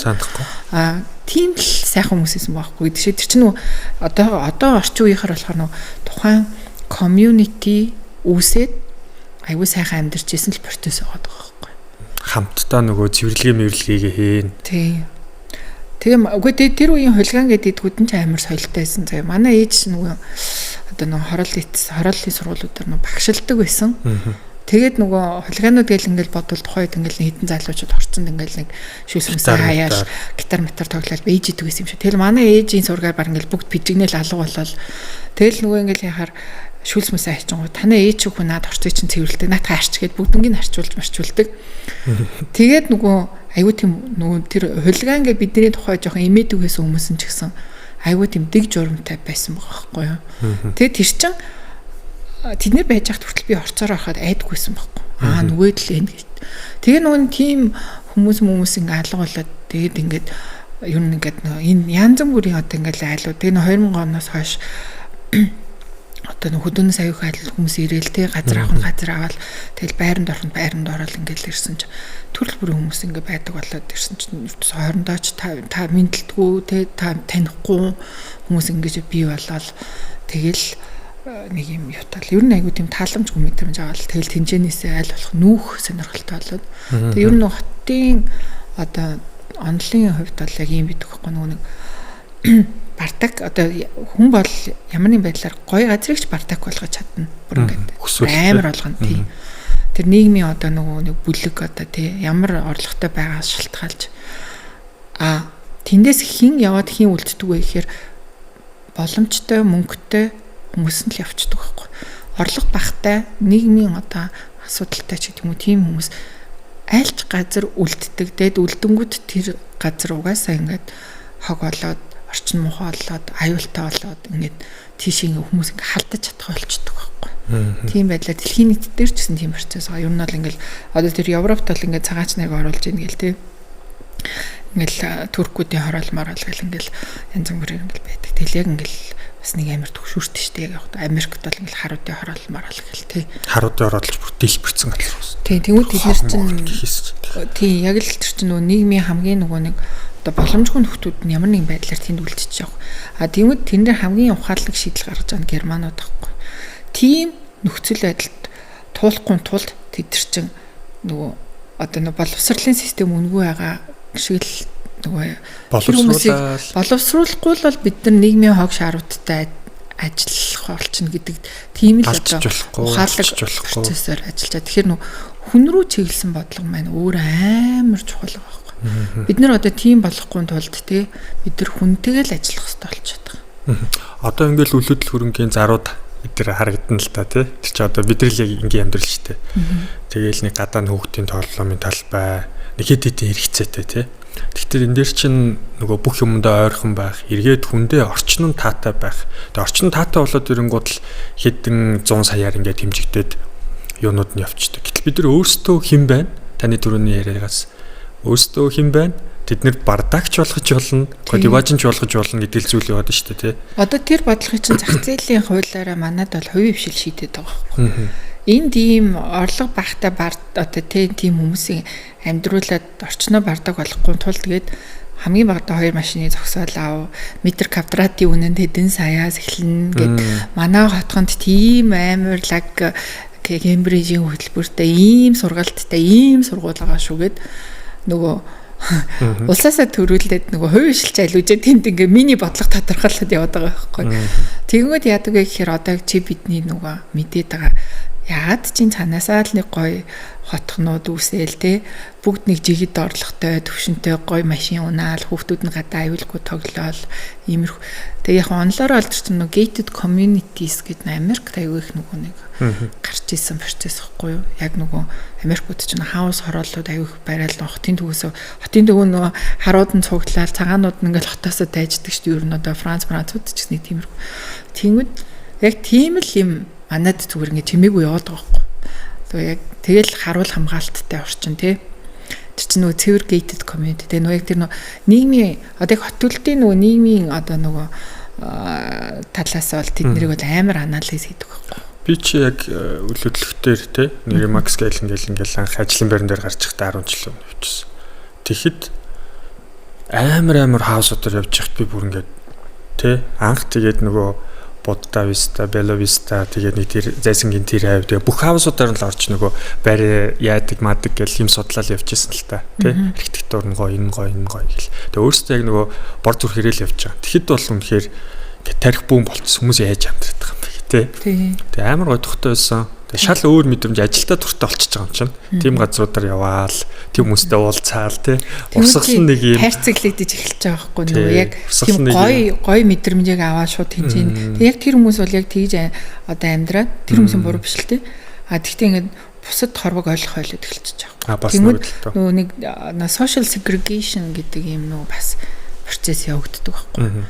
Тэр болохоор яг нөгөө нэг шууд нийгмийн ингээд тусгаарлаад энэ хэсэгт боломжтой, энэ хэсэгт боломжгүй гэд ингээд явчихдаг. Тэгэхээр ерөөсөө энэ хүмүүсийг уулзуулах цэг нь оюун санаал юм шүү те. Ойлголт. Нэгд бид одоо орлого багтаа байж болно шүү дээ. Хүн болгон амар супер орлоготой байх албагүй шүү дээ. А гэхдээ орлого багтаа ирнэ өөрийнхөө амьдардаг орчинд идэвхтэй ингэж оролцдог тий. А тэнд юу болоод байна, яах гээд байгаа вэ гэдгээ сайн одоо мэддэг байхад тэр хүний амьдрал бүр дортохгүй байхгүй. Ялангуяа манай Монголын нөхцөлөд маш их боломжууд байгаа. Бүр одоо ингээд нэг юм яхаа алдсан биш байхгүй. Одоо бид нар зүгээр л нэг гэр ороолын энгийн нэг жишээр ярихад л за нэг 5 10 айл нийлээл. За үнэхээр бүтэхгүй мэнэ одоо өстө нэрээ хүн жорлоо ашиглаад үнэхээр өстө жил болгон бүх хаах ташиж байна гэл ингээл за хэдүүлээ нийлж байгаа нэг ингээ гэхэд манай Монгол тэрийг хязгаарлаад болиулаад үгүй чам тийм ирэх байхгүй гэдэг тийм байхгүй байхгүй. Зүгээр ядчил хэдүүлээ нийлээд тий нэгдээд нэг ийм байшин барьчээ. За ингээд ингэчээ орчноос хайжруулчих гэхэд бол тэр талын юмнууд бол айгүй бас нэг талаараа амар сайн хөгжсөн. А яг учир дутагдaltaй тал нь юу гэхээр бид нар яг одоогийн байдлаар нэг тийм олон төрлийн юм санхүүгийн бүтээгдэхүүнүүд нь байдаггүй гэсэн. Одоо гадаадд бол жишээ нэг дэд үтцэд хөрөнгө оруулах одоо байр авахд нэг ипотекийн зээл гэж байдаг. Тэрэн шиг дэд үтцийн ипотекийн зээл гэж бас байдаг байхгүй. Зам гүүр барихад дүрт. Тий одоо манай гудамжрууд одоо дулаан ус, цэвэр дулааны ус, бохирын ус татаад тэрийгээ би одоо нэг 10 сая төгрөг байлаа би тэрийг 20 жилийн дотор төлөё гэдэг тийм зээлийн бүтээгдэхүүн гараад ирчихвэл бас айгүй амьдрал өөр болох гэдэг байхгүй. А яг ингээд шууд та 10 сая төгрөг гараад танах руу одоо шугам татхад 10 сая төгрөг байна гэх юм бол гэл ингээл хэцүү шттэ шууд ингэ. Зөв. Тэнгүүд энэ дээр нөгөө хот хөгжүүлэлт, хот байрны, хот те төлөвлөн гэдэг бол угаасаа ингээд барууны те туршлагаар ингээ урлаг болцсон сонсогдод байна л надад маш гоё. За тэгэхээр хэдүүлээ одоо ингээ хөрсөн дээр буугаад би бодож байгаа байхгүй. Окей, тэр мөр юмнууд нь нэвтэртлээ. Ингээд тэгээ надад шалтгааллахгүй зүйлүүд байгаа. Гэтэл надад шалтгааллах зүйл нь одоо юм байгаа. Би ингээд хотын төвөөр явж хагаад нэг хөөрхөн кафед ороод айгүй софт одоо сити концепттэй кафенууд бас байгаа байлгүй дээ тий. Одоо миний хувьд бодсноор бол байгаа. Нэг гой номын дэлгүүр ороод тэгээ яг өөрөөр байж чаддаг. Айгүй тухтай. Тэгээ нэг ресторан ч юм уу нэг орой хоол идэхэд заримдаа гарахад бас нэг тухтай ингээл хөгжим яагаал тэгээд тахгүй хажууд ингээд тахгүй арх марх гэл ингээд тахгүй бас нэг гой тухтай нийгэм газрууд байдаг. Тэгээд тэд нар чинь л одоо энэ концепцийг шингээсэн газрууд юм байна гэж миний хувьд одоо ойлгоод байна л та. Тэгэнгუთ ялангуяа бизнес эрхлэгч энэ хүмүүс мань архитектурын шийдэл, интерьер дизайн гэдэг ч юм уу те энэ асуудлууд дээр энэ зөөлөн хот концепцоос одоо номноос маш олон санаа авч болохоор гэж асуух гэдэг юм л та. Тий, агуулгын хувьд бол нэг дод яг чиний авах гэдэг мэдрэмж шүү дээ. Тэр гоё кофе шоп мод цугаад тэр маань нөгөө нэг зорчих хөдөлгөөн маш багтаа байх хэрэгтэй байхгүй. Чи ингээд тэр мэдрэмжийг авахын тулд одоо баян шунаас талбай руу орно гэвэл амар утгагүй байхгүй. Тэгэхээр нөгөө living locally гэдэг ийм одоо концепт гэх юм ийм агуулгын дотор явж байхгүй нөгөө тухайн өөрийнхөө амьдардаг одоо ажилтдаг орчиндоо л яг чиний над хүсэж байгаа одоо мэдрэмжүүдийг авч чадчихлаа бол эн чинь зөөлөн хотын одоо нэг шинж тэмдэгэ гэж байгаа байхгүй. Тэгээд одоо ингээд энэ яг ингээд нэг чинь манай хамт орчуулсан манай нөгөө сод чимэгмэ нэгдсэн байхгүй. Гэр нь нөгөө төмөр замын вариатыг нэнэдэг. Тэгээд бид нар ингээд хотын төвл гоё, хотын төв бүх юмтай л ингээд хотын төв рүү шамбаарлаа. Тэгээд мань хүн ингээд яг living locally гэдэг концепцээр ингээд өөрийнхөө амьдарч орчин бүгдийг бүртгэсэн байгаа байхгүй. Кофе шоп мап. Тэгээд ямарсаа миний амьдарч байгаа зэрэг ямарсаа 2 кофе шоп байна, 2 тэм дэлгүүр байна, 2 юм байна гэдээ одоо ингээд гаргаад ирсэн чинь бас чи муугүй юм биш шүү гэдэг энэ дүгнэлтэнд хүрээд явж байгаа гэж байгаа. Яг тэрэн шиг тийм байвал зүгээр одоо чиний нөгөө амьдар тэгэхээр бид нар нөгөө амьдарч байгаа газраа тэр орчныг нэсэндээ бүрдүүлэх тал дээр нь одоо нөгөө анхаарна л гэсэн үг л дээ. Саяны концепцийг ойлгочиход одоо жишээ нь би бас нэг найзтайгаа кофе шоп өдөргээл ярьжсэн үе байдаг. Тэгэнгუთ тэр мөр айгу одоо итгэлтэйгээр хийж болох л болчиход байна л да. Тэр чинь орчноос л угаасаа хүмүүсээ оруулж ирэл. Нөгөө талаасаа бизнес хийгч талаасаа яах вэ гэхээр та энэ хавьд амьдардаг хүн л одоо тэг оршин суугчл бол локал өөрийнхөө энэ одоо орчны кофе шопт илүү түлхүү одоо орлого оруулаарай гэдэг утгаараа ажиллана гэсэн үг. Яг концепцнаас тийм байхгүй. Ер нь ингээд би гараал доотлохын дэлгүүрээс талхаа аваад кофегаа аваад нөгөө энэ барууныхны чинь тархинд нэг өөрийнх нь амьдарч байгаа эсвэл өөрийнхөө одоо бид нар одоо монголоор хөдөө за би өөрийнхөө одоо хөдөө би одоо юу гэдэг за завхны одоо их хуулих вэ гэж бодъё л доо. Би их хуулд очихоор л би амар их мөнгө гаргах ийм философид очих хэрэгтэй байхгүй. Өөрөөсөө тий очиод би бүх хушуурыг аваад идэл тий цаймаг нь уугаал ингээл тухайн цайны газар дандаа орлого оруулдаг. Тэр ментали монголчууд өөрсдөө бас суулгах хэрэгтэй юм бэл. Тэгэнгუთ нөгөө хаалга хагаал явах гэдэг л санаад ороод байна л да. Тэр чинь нөгөө тухайн орчноос тэр мэдрэмжийг авч чадахгүй болохоор л тасралттай байгаад нь шүү дээ. Орон зайгаасаа тасралттай байгаад байна. Тэгэхээр нөгөө хүн тэр одоо юу гэдэг орчин чинь өөрөө гоё болохгүй шүү дээ тий. Хүн л мэдээж тэр лүгээ очоод тэрийг орон зайгаа хайрлаад одоо нэг эзэн чиж яриад байгаа. Нийтийн талбайдаа өөрсдөө гоё таатай ханддаг болоод ингэж явчих. Энэ дээр ямар шийдлүүд үүд юм бэ? Монголчуудын хувьд нэг ийм амар сонин гэх юм уу одоо яжлж шогломорч нэг юм жишээ юм лээ. Ер нь монгол хүн чинь айгүй залхах юм билээ шүү дээ нөгөө.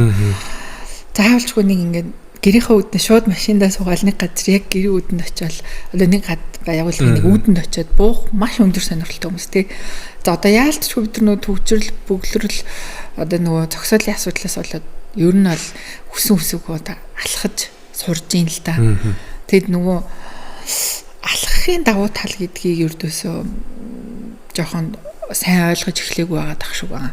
За тэгсэн чинь хөдөө яг тэр ажиглагдчих жоохгүй. Одоо манайхан ч малаа прүсээр ингээл хөөдөг ч юм уу те. За тэгвэл сум дотор ингээ нэгнийхээс энийг хүртлээ. Заавалчгүй нөгөө ингээ машинаар явдаг те. Тэг алхаа хүүш нөгөөд чи алхаа явчих ингээ муу илээ шүү ч гэдэг юм уу те. Нэг юм. Явган. Тий. Тэгвэл одоо жишээ нь нэг юм сумын төвийн ч юм уу нэг юм одоо юу гэдэг. За би одоо зөвхөн ингээ хөдөө замд явж илээ л да. За завхны одоо юу гэдэг. Нөмрөг дээр ингээ зогсъё заяа. Тэгвэл ингээ заавалчгүй яг ингээд зогсоол тэнд нэг дэлгүүр байх хэвээр. Тэгээ тэнд байгаа дэлгүүр өөрийгөө ингээд бүр ингээд амар хаамаа ингээд одсон бусд нь авч боломж олохгүй ч гэдэг нэг иймэрхүү байдлаар нэг ийм сэтгэлгээтэй ч юм уу бас байх магадлал өндөртэй. Гэтэл энэ ном ямар санаа гэж байгаа та яг тэр зам дагуу зогсоолын хажууд гуанцтай биш байла. За нэг 5 байшингийн цаанд байлаа гэж бод. Та зүгээр л гадаахаа амар гоё олгоол аюу гой тогтчлттай гаал бүр тасархаа хуушур зарчилтаа. Тэгэхэд л хүн хүү энэ ямар хөөрхөн тогтчлттай газар вэ гэж очиод орлого оруулах. Тэр 5 одоо байшин хаалгасаад ингээ алхах бол тэр хүн тийм зовлон биш байхгүй юу? Тэрийг ердөөсөө ойлгохгүй ч юм уу те нэг юм заалжгүй яг одоо байгаа бодит үнцнэр нь л ойлгоод байна те. Ашигтай байшил байх бэжиж би ингээ нөө орлого олно ч гэдэг юм уу те. Нэг ийм сэтгэлгээ нэг тийм бийтгэл юм билээ л дээ те нөө ингээд нөгөө хөдөө орон нутгаар ирж байгаа хөрөдний гой санаанууд амар их ингээд байгаад идэх. Та нар ингээд над нэрсээ ингээд ингэчүүл гоё ингээд зарахад хүн чахад гоё юм биш үү гэл тэгэхээр үе хөдөөний хүн өөрхий тийм мэддэггүй гэл ер нь тэгдэл дээ яг хаа тэгээд зэрч яваад за яг хотын нөхцөлд бол хүн маш олон хүнийг татах креатив одоо аргууд байна тий. Тэрний нэг нь боيو одоо дэлгүүрийнхээ үүдний кофе шопныхаа гадна заслын инж гэдэг юм уу те тэр хүний анхаарлыг татах тэр гоё одоо юунууд байдаг. Би нэг чамд амар гоё зураг үзүүлэх гэдэг тэргээ би болоо. Энэ хайлаастад нэг байд. Яг ингээд хайлаастар ингээд уруудад явчихад гэр ороолохгүй юу. Тэр дуны хөрх ингээд дугууг ингээд яганаар бутцсан нэг юм жижигхэн цагаан биш мэддэг байхгүй. Тэгээ харахад нэг хөөхөн заяа. Тэр болохоор нэг юм гоо сайхны бараа зардаг дэлгүүр. Зөв гэр ороол дунд. Тэгээ би бүр тэрийг харчаад бүр надад амар хайр хүрээдсэн байхгүй. Тэгээ тэр бол жишээ нь яг юм софт шийдэл байхгүй. Тийм асар их хөрөнгө зарахгүй. Тэгтээ хүн ингэ жоохон бүтээлчээр хандаад орчноо гоё болгох. Нөө бусдад ч гоё мэдрэмж өгч ийн өөртөө ч кафетэй тэднийхийг сонирхоод ч хүн орж байгаа байхгүй. Тиймэрхүү байдлаа түнс ингэ амар нүсрээр ингээл бодоол тэ би яг шилэн фасадтай байна юм байна. Яг саний мэдрэмжийг би нөгөө өнгөө тодорхойлуулаад авчихсан байхгүй. Ингээд бараа юм өмсдөг. Тэгээд арьсныхаа нөгөө зохимжөө мэдхгүй шүү дээ. Тэгээд жилийн өмнө өнгөө тодорхойлуулаад ингээд цайвар өнгөтэй, хаврын дулаан өнгөтэй байна, юм байна. Тэгээд яг тэр хувцлаараа ингээд хувцлаад ихэлсэн чинь миний зүгээр амьдарж байгаа мэдрэмж бол шал өөр болцсон байхгүй. Тэгэнгүүт эргээд за зөвхөн өөр дээр бол тийм байна те. Өнгө бол ямар гоё архитектур, гоо үзэмж ямар чухал юм бэ гэдэг мэдрэмжийг авч. Тэгээд яг энэ зөөлөн хот soft city гэдэг концепцийг ингээд сонсоод ангууд надад нэг гоё юм ингээд сэтгэл гэж ихтэй байгаа. Ерөөсөө орчин хүн болгон өөрийнхөө тэр гоё мэдрүүлэх гээд байгаа. Эсвэл орчноос авахыг хүсэж байгаа тэр зүйлээ ингээд уран бүтээл болгоод орчиндоо ингээд шингээгээ явуучих юм бол хот ч ямар гоё болчих юм бэ гэдэг юм ингээд гоё ойлгоод сэтгэл гоё ойлгоод байна л та. Тийм, яг үнэн. Одоо би бол яг үнэхээр бизнес хийж байгаа хүмүүсийг бүгдээр баг энэ номыг боломжтой бол ингээд ямар нэгэн байдлаар авч уншаарай гэмээр байгаа байхгүй. Тэгвэл тэр үний орлого нэмэгдэнэ. Зүгээр ингээд нэг амар гоё хоттой болохгүй амар глобалны том асуудал ярих болж л та. Зүгээр л нэг нэг 2 ороомог зардаг ус мал тэр нь 5 ороомог болсон гэдэг юм. Одоо яагаад өнөөдөр зүгээр ингээд нөгөө түүцнүүдийг ингээд нүүлгээд байна гэл тэг ингээд бас зарим нэг талаараас өнгө үзэмжинд муул байгаа хэл та онцгүй мэдрэмж төрүүлдэг ахын гэдэг шиг хэрвээ тэр түүц амар гоё дээр нь супер түүц гэж хэлдэг шүү дээ. Тэр шиг супер түүц байсан бол тэр түүцний жишээ бол яг түрүү нэг би нэг чам тайлбарсан харагдах байдал амар гоё тий. Амар гоё цэцгийн дэлгүүр ингээд цэцгийн ингэсэн түүц тий. Тэгээд тэр нь ингээд 24 цаг ажилладаг тухайн орчиндөө маш гоё мэдрэмжийг төрүүлдэг тий. Ийм одоо ингээд жижигхэн юм заслын юм байгаа байхгүй. Тэгэхээр нөгөө нэг бараа бүтээгдэхүүнээ яаж тавихаас шалтгаалаад өнгө үзэмж тий. Хүний нөгөө нэг өөрийнх нь нэг юм одоо мэдрэмж гэх юм уу тухайн аюуг ягалах тухайн орчиндөө гоё мэдрэмж өгж байгаа болохоор л хүмүүс дуртай байдаг ч. Бүгд ийм арт руу шаваад байгаа бас нэг хэсэг штэ тий. Тийм штэ. Тэр дэлгүүр гэрэлтүүлэг ялцчгүй л тий. Одоо тэгэл CU ч гэсэн тийм л болж штэ. Одоо тэгэл CUGS бид нар хэрэглээ сурчлаа штэ. Ороо сурчлаа. Яаж ч байсан цаа одоо нэг тийш ороход ямар ч байсан нэг эрүүл ахуйн шаардлагаас айтайхан бид нар аваад идчихнэ. Нэг сайхан кофе аваад уучна гэдэг бол аягүй сайн бүр болохгүй бол битчихэн тий. Иймэрхүү байдлаар тийм ингээд одоо яг тэрэн шиг л бид нар ингээд нөгөө нэг ингээд ялангуяа ингээд ийм жижигхэн ингээд дэлгүүр мэлгүүртэй нэг юм замбраагүй юм орчин угаасаа нэг юм жоохон навсаасан орчинд байдаг газрууд бол маш жижигхэн юмар өнгөлгөө хийчихэд л тэр чинь ингээд хөөрхөн тэрийг ингээд өөдөн натаа тэгээ нэг нь сайжраад ирэхээр хүмүүс угаасаа дуурайгаад тавьчих. Тэнгүүд одоо энэ зөөлөн хот номын маань зохиолч нь Япон руу ч юм уу те Солонгосууд Зүүн Азийн Сингапур ч гэдэг энэ улсууд бас их сонирхоод байна гэж сонссон. Тэг яагаад одоо дэлхийн өндөр хүчтэй улсууд soft city гэдэг концепт руу шилжихэд бэлэн болчиход байгаа да тэр юм уу эсвэл юунд байна? Эсвэл тэр хүмүүсийн харах өнцөг нь биднээс арай өөр хараад байна уу? За олон шалтгаанууд байх шиг байна. Ямар ч хэсэн яг миний бас нэг жоохон сонирхолтой хэлхнийг сонин гэвэл ингэсэн юм билээ. Одоо энэ Дэвид Симийн одоо багш нь буюу яг одоо Янгел гэдэг яг энэ хүн төвтэй хотвол гэдэг анх гарч ирсэн. Одоо нэг 10 гаруй жилийн өмнө нэг юм телевизийн ярилцлаганд нэг Гонконг архитектор эдэртэй ингээм хамт оролцож ирсэн юм байна л да. Тэгсэн чил тэр үед бол одоо ингээл Аад ч юм тий амар бүүн болохгүй л тэгэл өндөр байшин шилэн байшин гоё мой гэл тэгэл яан гэлж хүн ярьсан чинь ингээ өөрхий барил юм нэг юм буланд ингээд нэг шахагдсан юм байр суурьтай тийм одоо нэвтрүүл ингээ явж исэн гинэ. 10-аад жил өмнө. Тий. Тэгээ одоо дэлхийн иргэн гэж өстой сони юм а гэдэг шиг одоо яг энэ нөгөө интлийн одоо энэ талаар маш сайн мэддэг одоо манай мундаг одоо бас архитектор мэргэжлийн хүмүүс бас ярьж байгаа байхгүй. Эргээд одоо нөгөө Япон солонгосууд чинь одоо энэ Янгел Дэвид Симийг ингээд уураад авчираад манай гудамжийг гоё халахад өгөөч гэдэг ингээд авчираад байна гэж байгаа байхгүй. Тэгэд яг үндсэн одоо санаа нь юу вэ гэхээр нөгөө тэндэр болохоор яг мэдээж олон хүн амтай тий тэр олон хүн амыг олно гэж нөгөө ямар нэгэн байдлаар байшин чингээх нь бол чухал байгаа. Оромж гэдэг талаас нь яваад шүү дээ. Байшин байгууламж бол нэг асуудал биш байгаа байхгүй юу? Энэ хүмүүсийг яагаад одоо ингээд японочууд ураад байна тий? Шанхайд ч гэсэн одоо ингээд энэ гэл архитектур ураад байна авчираад байна. Нийтийн одоо хүмүүс уулздаг талбайнуудаа одоо ажилуулах гэж авчирдаг байхгүй. Энэ эднэрийг бид яаж амьд болох вэ? Ерөөсө гудамж зам талбай нь амьгүй болцсон байгаа байхгүй. Нэг бол хит их машин явдаг амар том одоо гудам одоо замууд өндөр байшингаас өөр юмгүй болцсон тий. Тэгээд одоо эргээд буцаад нөгөө бид нар энэ public place буюу одоо нийтийн энэ зам талбайг хэрхэн хүмүүсийг уулздаг, учирдаг тэ саатдаг ийм орчин болох вэ гэдэг дээр л одоо эднэрийг ингэж урьж авчираад байгаа байхгүй. Тэгэхээр яг хуу яг тийм соёлтой хүмүүсийн хажууд бол бид нар чинь бас жоон гадааны соёлтой шүү дээ. Гадаа сайрттлаа гэл гарч мардаг те бас нэг тиймэрхүү. Тэгэхээр бид нар бол нэг амар алс холын юм биш байхгүй. Энэ бол биднэрт бол энийг л бид нар зүгээр ингээд нэг ер нь бол энийг аягуулсан ойлгоод суман дээр бол одоо бүгд л нэгнийхээ тэрний хүү тэрний том охин баг байна гэж мэдчихэж байгаа шүү дээ. Гэтэ чи сумыг бодоорой. Манай Монгол улсын аймгийн төвчнөө сумын төвч. Их сон санаа л нэг уйтгартай нэг ганц том талбайтай. Нэг цэлээс том талбайтай. Тэгээ нэг юм сумын төв нөгөө засаг дарганы тамийн газрын нэг хоёр давхар байшинтай хажууд нэг сургуультай ч гэдэг юм тий. Бүр ингээд нэг ингээ хөвлөө бүгдийг хөвлөөд ингээ тавьцтай бүгд нэг юм адилхан. Тэгээ ямар яг тийм ингээ очихоор нэг хідэн төмөр тоглоом нэг юм сандал нэг юм сонихгүй тий. Тэгээ нэг ямар нэг байдлаар нэг юм нэг хөшөөтэй. Тэр нэмт байна уу бүх байна уу хүн байна уу хамаагүй. Ямар нэг байдлаар нэг байдаг.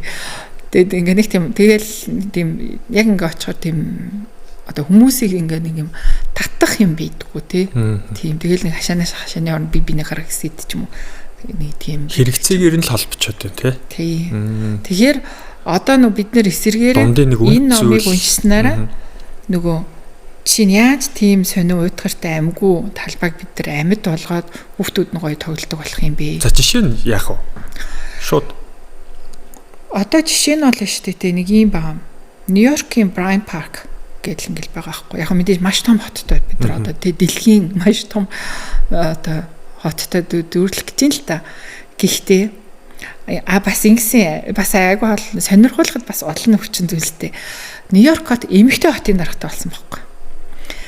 Тэгээ Нью-Йорк ч юм бол ер нь бол бетон жунгл тий ингээл бүх юм дээр бетон жунгл гэл ингээл хочлогдол явдаг. Тэгсэн чинь эмэгтэй хотын даргатай болсноос хойш ийм жижигхэн булан тохоо бүрийг хүн ингэж сууж саатах одоо нөхцөлийг бүрдүүлсэн. Тэр заавалчгүй нөгөө амар үнэтэй юм сандал мандал байх шаардлагагүй. Зүгээр л нөгөө юм ихвтэг сандал мандал тавиал тий хүмүүс гараад нэг кофе цайгаа уугаад ингэ тавьчихдаг. Ерөнхийдөө нөгөө нэг хөдөлгөөнтэй зөөж болдог тавилгууд л тавьсан гэсэн үг л тий. Зүгээр тэр бол бүр хамгийн гарын доорх одоо юу байхгүй юу? Тогтчлтын одоо санаа гэсэн үг. Хүн заавалчгүй нэг террасан дээр ч юм балкон дээр нэг гоё тэгээ ширээ сандалтай байхдаг болно ш. Зүгээр нэг 10 тийм сандал ширээ авчрал тавихад одоо чи талбай дээр суудгүй зүгээр л тэг бодлоо. Тэгээ нэг хиймэл зүйлийг тавихаар залуучууд бүр шамбаарлаж байгаа л тий. Бүр яг тэр комьюнитигаар бүр цангацсан байна тий. Яг тэр талбайн концепт чи миний хувилбараараа бүх сумдуудад 330 ширхэг байгаа гэж бодохгүй. Тэгэхээр яг тэр талбайн одоо нөгөө нэг тогтчлтыг зүр хамгийн энгийнээр л бид нар ингэ зөөвөрлөдөг сандал тий аваачаал тавиал суулгах. Тэгээ Bryant Park яг гэсэн байхгүй. Тийм сандал тавьсан чинь хүн болгон цайны цагаараа гарч ирж хоол иддэг болсон тий. Хажуудах ресторануудаас авч явахаар ингээл хоолнууд аваад гадаа суугаад иддэг. Тэнгүү тогтмол одоо юу гэдэг нэгт өдрийн орой нөгөө киноны movie night ч юм уу тий. Ингээд амар том дэлгэц тавиад ингээд зүлгэн дээр залуучууд нь суугаад киногаа үздэг ч юм уу тий. Иймэрхүү байдлаар нөгөө нэг тэр ийм нөгөө олон нийтийн орон зайгаа ашиглах тийм нөгөө одоо ажил одоо медиа юм ажлууд хийсэн байгаа байхгүй. Тэгээ ердөөсөө ганцдахгүй хоёр гэдэг шиг нэрнээс эсвэл бүр маш гоё юм артистик одоо юм уран бүтээлч хүний гоё сандал бүтээлийг ч юм ингээд тавьсан. Тэрнээр нэгтүү хүн сууж болдог ч юм уу тий. Бид хэд ч нөгөө блюскэ хажууд нөгөө ямар хөшөөдөл нөгөө нэг юу тавьсан шүү дээ нөгөө одоо нэр нь орч нэг гоё нэг юу гэдэг шүү дээ нөгөө ингээ жоохон тонгооцсон ухамсар лөө нэг юм. Тий ухамсар гэдэг. Тий. Одоо тэрэн дээр ячаад нэг анх нэг хүн гараа зогссон байна гэдэг амар шүүмжлэл өртөд нэг явуулсан. Гişгсэн байна тэр хүн. Тэгэхэд яг үнэхээр тэрийг нэг жоохон тойруулаад нэг юм хөнхөн сандал мандлын шийдэл гаргацсан байсан бол магадгүй тэр хүн тэн дээр гарахгүй л гэсэн ч юм уу тий. Зүгээр тэрийг тойроод хажууд нь очиод ингээ кафраад бас ингээ суух ч юм уу тий. Нэг иймэрхүү байдалтай. Тэгээ бид нар яг одоо наад санааг энэ нөгөө нэг одоо зохион байгуулах арга хэмжээтэйгээ холбоод нэг шийдэл юу нь үзүүлэх юм. Тэгээд бид нэр төв талбайгаас ингэж ашиглаж болох юм шүү гэдэг бас нэг юм санааг бас танилцуулна. Тэгэхээр олон нийтийн зай талбайг зөв ашиглахын тулд дэлхийн өндөр хөгжилтэй орнууд маш их концепц зэрлэлт хатаад байна шүү дээ тий. Тэгэнгუთ яг нөгөө олон нийтийн зай талбай чинь өөрөө миний амьдралын нэг хэсэг шүү гэдэг тэр нэг ойлголтыг л олон нийтэд төрүүлэх нь маш чухал юм байна л да тийм эхнээс чинь тэгжээж нөгөө Японы төвшөнд төсөл нь явж исэн мэдээж талууд бүгд оролцогч талууд хот төлөвлөгч нар нь ч гэсэн тэрийг аяг ухамсартайгаар зөв зохицуулах нь чухал юм байна тийм дундаа уулзсан юм байна. Иргэдийн хувьд болвол одоо юу гэдэг зөөлөн хотын концепц одоо би уншичаад сайн концепцууд мэдгүй л байна л да тийм би уншаад одоо юу хийж болох вэ? Зөвхөн хувь иргэн хувь. За бизнесүүд бол ингээд гой кофе шоп, за бизнес их локейшнд бизнес их гой одоо итгэл урам зориг орчих юм Хамгийн байна. наад зах нь миний бодлоор чи бол ядчил амьдрах байраа зөв сонгоно. Одоо үл хөдлө. Одоо ер нь хүн чинь бид нар чинь хамгийн багтаал 20 жил үртэй амьдрын штэ нэг юм орон сууцнд орохын тулд. Тэгэхээр ядчил айгүй зөв үртэй амьдрна гэж ойлгож болно. Аз жаргалтайгаар тийм өрөнд орох юм. Нэгт ингээд заримдаа ингээд нэг дөнгөж ашиглалтанд орсон байшингууд жилч хүрэхгүй хугацаанд балгас болох магадлал маш өндөр байдаг те. Одоо нэг хүмүүсийн ухамсараас болоод хог мого хайдаг мэдэг нөгөө барилгатайгаа хандж байгаа хандлагаас шалтгаалаад те ус мус алдах малдах гэдэг иймэрхүү байдлаар ингээд бадал тэнгууд гэтэл чиний үр төлөвцөөр л гэдэг те. Ийм зүгээр ер нь бол яг хаа нэгд одоо чи одоо хувь хүн талаас энэ номыг уншлагт ядчил одоо нөгөө өөрийнхөө би амьдрын штэ гэдэг энэ орон цагаа төсөөлж эхэлнэ. Төсөөлөөд за тэрийг хайж эхэлнэ, эрэлхийлж эхэлнэ. За дотор орон зай бол яг ингээд ямар нэгэн байдлаар болгоод гаднахаа ойлгож эхлэх байхгүй. Хотыг ойлгож эхлэх юм тийм. Үгүй хамгийн бага бодоход л чи хүүхдийн тоглоомын талбайгаа ойлгож эхэлнэ. Гадаа зогсоолоо ойлгож эхэлнэ ч гэдэг юм уу тийм ингээд ядчил үгүй нэрэ би чи ингээд гараад нэг машин арчихгүй хүн шиг ингээд нэг зам руу очиж л дөө.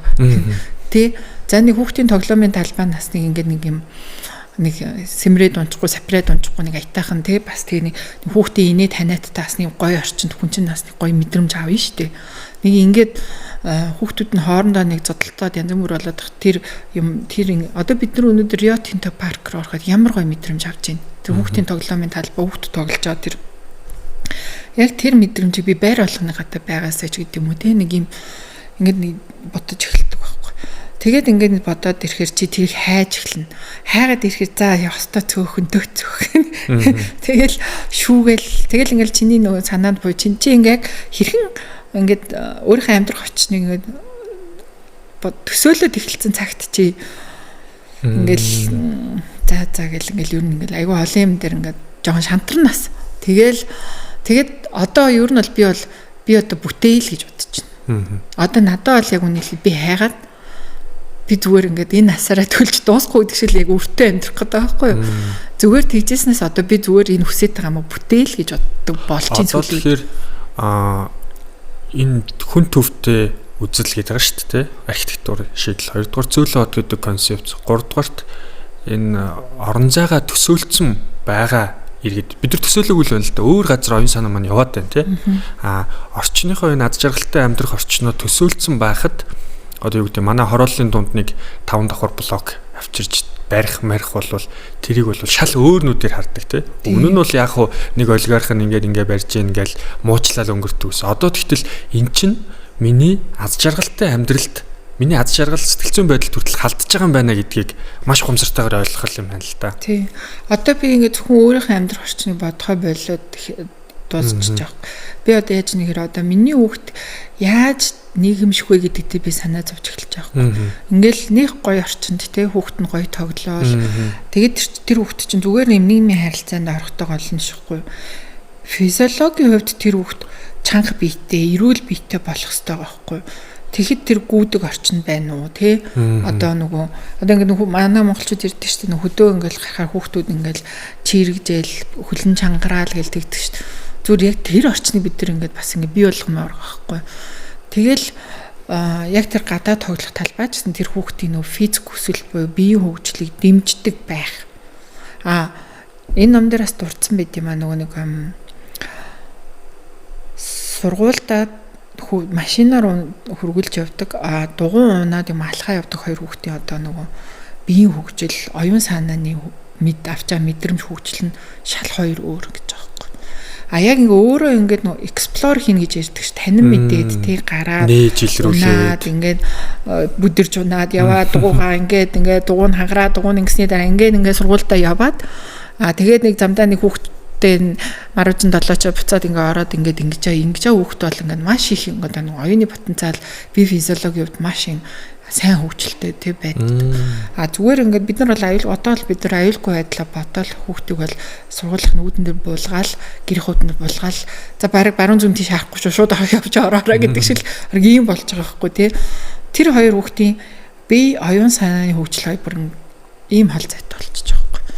Тэгэхээр нөгөө нэг одоо энэ номыг уншснараа гэдэг нь бид нар өөрөө зөвхөн дотоод орчин биш гадаад орчин тий дээрээс нь яг нөгөө бидний өөрийн бие физиологийн хөгжил хүртэл маш их ингэж нөгөө нөлөөлж байгаа юмнуудыг ойлгож эхэлсэн л дээ.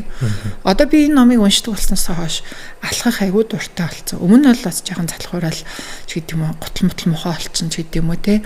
Тэгэл аль болох ингээл төгшөөгөл ингээл машин тэрэг илүү түлхэн ундаг байсан бол энэ номыг уншсанаас хойш за дор хаяж өдөрт 20 минут алхах нь миний эрүүл мэндэд сайн. За муухай орчинтой байж болно. Тэгвэл би муухай гутлал өмсөө явчихъя л да би ажил дээр очиж гутлаас олчих гэдэг юм уу те нөгөө алхахад нөгөө өөрийгөө бэлдэж явдаг болцсон ч гэдэг юм уу. Одоо ингээд сэтгэл зүйн хувьд ч гэсэн хүн бүтээлээ гаргахгүй болонгод хямрааддаг гэж байгаа байхгүй хийхстэй юм аа. Тэгмэд бид нар чинь нөгөө гэр бүлдээ бүтээлээ бол гаргаж байгаа те хоолоо хийж гин гэр бүлийн ямар тайвны төлөө бас нийгмийн төлөө нийгмийн хариуцлага гээл те зөвхөн аж ахуйн нэгж компаниуд төр байгаад байх ч юм уу эсвэл заавал тэрийг засгийн болон агентлаг ямдуудаар дамжуулж хийх хэрэгтэй ажил биш юм аа л тэ. Хувь хүн өөрөө нийгмийн хариуцлагатай юм уу өгөх ийм бүтээл гаргах бас заавал ийм сэтгэл зүйн шаардлага байдаг гэдэг байгаа байхгүй. Тэнгууд нэг одоо талбар нь бас яагаад зөвлөлт байж болохгүй гэж би бодоод байна л да. Хоёрдугаарт эн чинь нөгөө энэ цаг үеийн хүмүүс чинь туулсан зүйлээсээ буюу одоо даймаа үзээгүй шүү дээ тий.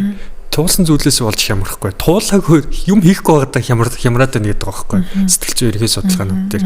Тэгэхээр бид нар ч одоо юу гэдэг энэ болохгүй байна. Алхачих л та тий. Концепц өөрчлөе. За төгжрээд байна алхачих. За утаатай байна. Тэгвэл тэр юугаа гоё шийдэе тий. Орчноо гоё ойлгочих. Тэр өөрийнхөө амьдарч байгаа хотын төв рүүгээ багшаалтах биш. Тэр ингээд задгаа гарыг тий. Ингээд маш олон бидний зүгээр яг монголчуудын амьдралд Улаанбаатарчуудын амьдралд тулгамдсан шийдлүүд байгаад байна гэж хараад байгаа. Тэгэхээр энэ зөөлөн хот концепцийн одоо та ивентийг зохион байгуулж байгаа. Тэр тал дээр яг ивентийн гол агуулга нь юу вэ? Яг юу гэх юм? Бид нар бол одоо яг энэ анхны номыг ингээд орчуулад гаргаад зүгээр ингээд гаргачих гэсэн чинь айгүй харамсалтай санагдсан байхгүй. Ийм гоё мэдрэмжүүд. Тийм одоо нөгөө агуулга болгоныг задлаад ингээ хүмүүст хүрэх гихэмсэн тийм ингээ тэгвэл одоо бид одоо нөгөө би бол ингэж бодод байгаа. Манай ингээд нөгөө хотын хөгжил чинь амар залуухан болох бид нар үтс оройтог байхгүй. Ямар нэг өөрчлөлт хийх. Ердөөсөө оройтог. Тэгэхээр ингээ дор бүрнээ бид нар энийг ойлгоод авчих юм бол заавалжгүй ингээл нэг төр засгаа үлээгээл тэр тэгсэнгүү гэж хин нэг буруудах ямар ч тийм нөхцөл үүсэхгүй байхгүй. Хөөсөө өөрсдөө бид нар ойлгочих юм бол төрн дагаал тэрийг энд нь дагуулна шүү дээ. Дэмжээл явчихна шүү дээ. Тэгээд энийг ингээд задлаа ингэж явсаар агаад ердөөс фестивал гэдэг нэрээр гэр бүлтэн зориулсан хүмүүст иргэдэд зориулсан ийм олон нийтийн арга хэмжээ хийя. Гэхдээ энэ арга хэмжээнээс хүн болгон мэдлэг аваад мэдээлэл аваад хөгжөөд гарах юм боломжтой байхаар хийя гэдгийг шийдсэн байхгүй. Тэгээд бид нар одоо тайзны арга хэмжээ, олон нийтийн үзэсгэлэнгийн арга хэмжээ гэж хоёр хувааж байгаа. Тайзны арга хэмжээ нь бол яг энэ жил бол бид нар бол яг нөгөө нэг яалтчгүй иргэдийг мэдлэгжүүлэх гэдэг ийм нөгөө нэг суурьаар санаа гаргасан болохоор иргэд олон нийтийн санаачлага гэдэг нэрээр одоо ингээд арга хэмжээг нэрлээд тэгээ энийг бид нар жил болгоо юу хийдэг болёо. Энэ Soft City фестивалыг дараа жилийн сэдв арай өөр ах ч юм уу тий. Энэ жил зайлшгүй бид иргэдийг идэвхжүүлэх ёстой байна гэдэг ийм хийя гэд хийж эхэлж байгаа. Энд болохоор тайзны арга хэмжээгээр жишээ нь бид нар одоо ер нь бол яг иргэдтэй ажилдаг өөрчлөлтийг хийсэн шинэлэг ийм Монгол 13 хүнийг цуглуулчаад байж байгаа. Энэ хүмүүс маань 7 минутын хугацаанд маш гой мэдээллүүдийг өгөөд богино хугацаанд маш их мэдлэгийг түгэх одоо ийм ажилтайгаа. За энэний дараагаар манай одоо арга хэмжээний хамгийн одоо нөгөө нэг оргил хэсэг буюу манай номын зохиолч маань ингээд Монголд анх удаа өөрөө ирж байгаа юм уу те? Хэн блэ? Дэвид Сим. Дэвид Сим маань өөрөө ирнэ. Дэвид Сим үргэлжлүүлээ цаг 30 минут софт ситигийнхаа талаар өөрөө лекц уншина. Тэгэхээр нөгөө бид нар бас энэ арга хэмжээ маань мэдлэг түгээж байгаа маш юм нөгөө нэг одоо иргэн ч мэрэгжлийн хүн ч ямар ч байсан маш үнцэнтэй мэдээллүүд энэчнээс авах боломжтой гэдэг ийм форматаар зохион байгуулж байгаа. Үзэсгэлэнгийн арга хэмжээ нь болохоор олон нийтэд нээлттэй гэр бүлээр ирж болно. Одоо жишээ нь бид нэр хүүхдийн бүтээлч болон гэж тий хоттой холбоотой зураг зурхт Гама агентлагийн одоо ганцаар гахтай бид нар ингээс холбогдоод Улаанбаатар хотын сүүлийн 10 жилд болсон өөрчлөлтүүд ингээ яг нэг ингээд өнцгөөс авсан юм зургнууд айгүй баярчилсан зургнуудын үзэсгэлэн жишээ нь гарна. За хамтрагч байгууллагуудын одоо нөгөө үзэсгэлэнгүүд гарна. Тэндээс одоо хамгийн сүүлийн Улаанбаатарт бас юу болоод байна? Энэ хоттой холбоотойгоос ямар төсөл хөтөлбөр байна ч гэдэг юм уу те? Ийм одоо мэдээллүүдийг авах боломжтой. За энэ дундаас бас нэг яг онцлоод жоохон мэдээлэл одоо илүү онцлоод хэлээ бол юм гэр хаб гэд бид нар юм бас хамтрагч байгуулгаа. Тэр маань нөгөө залуу судлаач гэх бүр юм хөтөлбөртэй юм байна. Тэгээд тэд нар анх ямар санаа ингээд өөртлөөд бас ингээд тэр хөтөлбөрөө хийсэн гэсэн чинь нөгөө тэд нар яг нөгөө байгалийн төмөзөө хажуудалд офслдаг байсан юм байна л да. Тэгээд офслж байгаа үед нь байгалийн төмөзөйг нураагаад эхэлсэн юм байна. Тэгсэн чинь нөгөө тэдний офс дээр нь ингээд нөгөө бас хамтарч ажилладаг юм гадны байгууллагаас нь аягүй хэм нөгөө лого биш лего тоглоомод ингээд өгсөн юм байна л да. Өгсөн байсан юм байна тухайд. Тэгээ хүү ийм их легогоор бид хэд одоо ингээд зүгээр ингээд байж хахаар хэдүүлээ өртөс ийм нөгөө залуучуудыг одоо Улаанбаатар хотод бас гоё барилгууд байд юм шүү. Хайрлаж явах ёстой барилгууд байд юм шүү гэдэг мэдрэмжийг одоо ойлголтыг өгөхийн тулд тэр залуу судлаач гэдэг хөтөлбөрийг гаргаад тэндээ ингээ хүүхдүүд бүртгэж аваад тэрийгээрээ ингээ нөө лего тоглоомоор ингээ одоо Улаанбаатар хотын ингээ маш гоё барилгууд ингээ босгоцсон байгаа байхгүй. Жишээ нь тэднийх нь тэнцээ үзэсгэлэнгээ гаргана. Одоо тэр сонирхолж авчирна. Соёлын төвөргөн маань өөрөө ингээ одоо арга хэмжээ маань соёлын төвөргөнд болно. Өөрөө архитектурын хувьд бас айгу онцлог гоё барилга байгаа. Бас тий. Тэр утгаараа бид нараас тэр байгууламжийг сонгосон. Одоо хүмүүс тэр барилгыг гоё гэдэг мэдрэхэ болоод ч юм уу анзаархаа болцсон. Бид нар төгжрэлд яваад ч юм уу сквал зүгээр хажуугаар ингээл яарж алхаад орчноо мэдрэхэ болцсон баг. Тэгэхээр тухайн барилгыг бид нар бас гаднаа дотроо хэрхэн ингэж бас нэг нэг ашиглаж болох уу гэдэг бас нэг юм санаанууд гаргах юм чиглэлээр ажиллаж байна л да. Тэгээ яг түрүүний нөгөө та энэ номноос яг юу авч ашиглаж болох вэ гэдэг нэг санаанд дэрлээ бид нар нөгөө соёлын төвийн шатыг ашиглах нэг юм санаа гаргая гэж байгаа. Тэрнээр нөгөө бид нар хог хаягдлын хуванцрын үйлдвэртэй ингээд нөгөө яриад тэн дээр нөгөө нэг юм одоо төр байршуулж болдог юм хөнгөн аваа явж болдог юм зөөврийн сандалнууд байршуулах юм. Орчин бүрдүүлнэ гэсэн үг. Тэгэхээр ингээд шат гэдэг чинь зүгээр шат биш хүн ингээд алхаад гисгээл ингээл дэшүү доош явахдаг болно ш. Тэрийг бас ашиглаж болдгий шүү.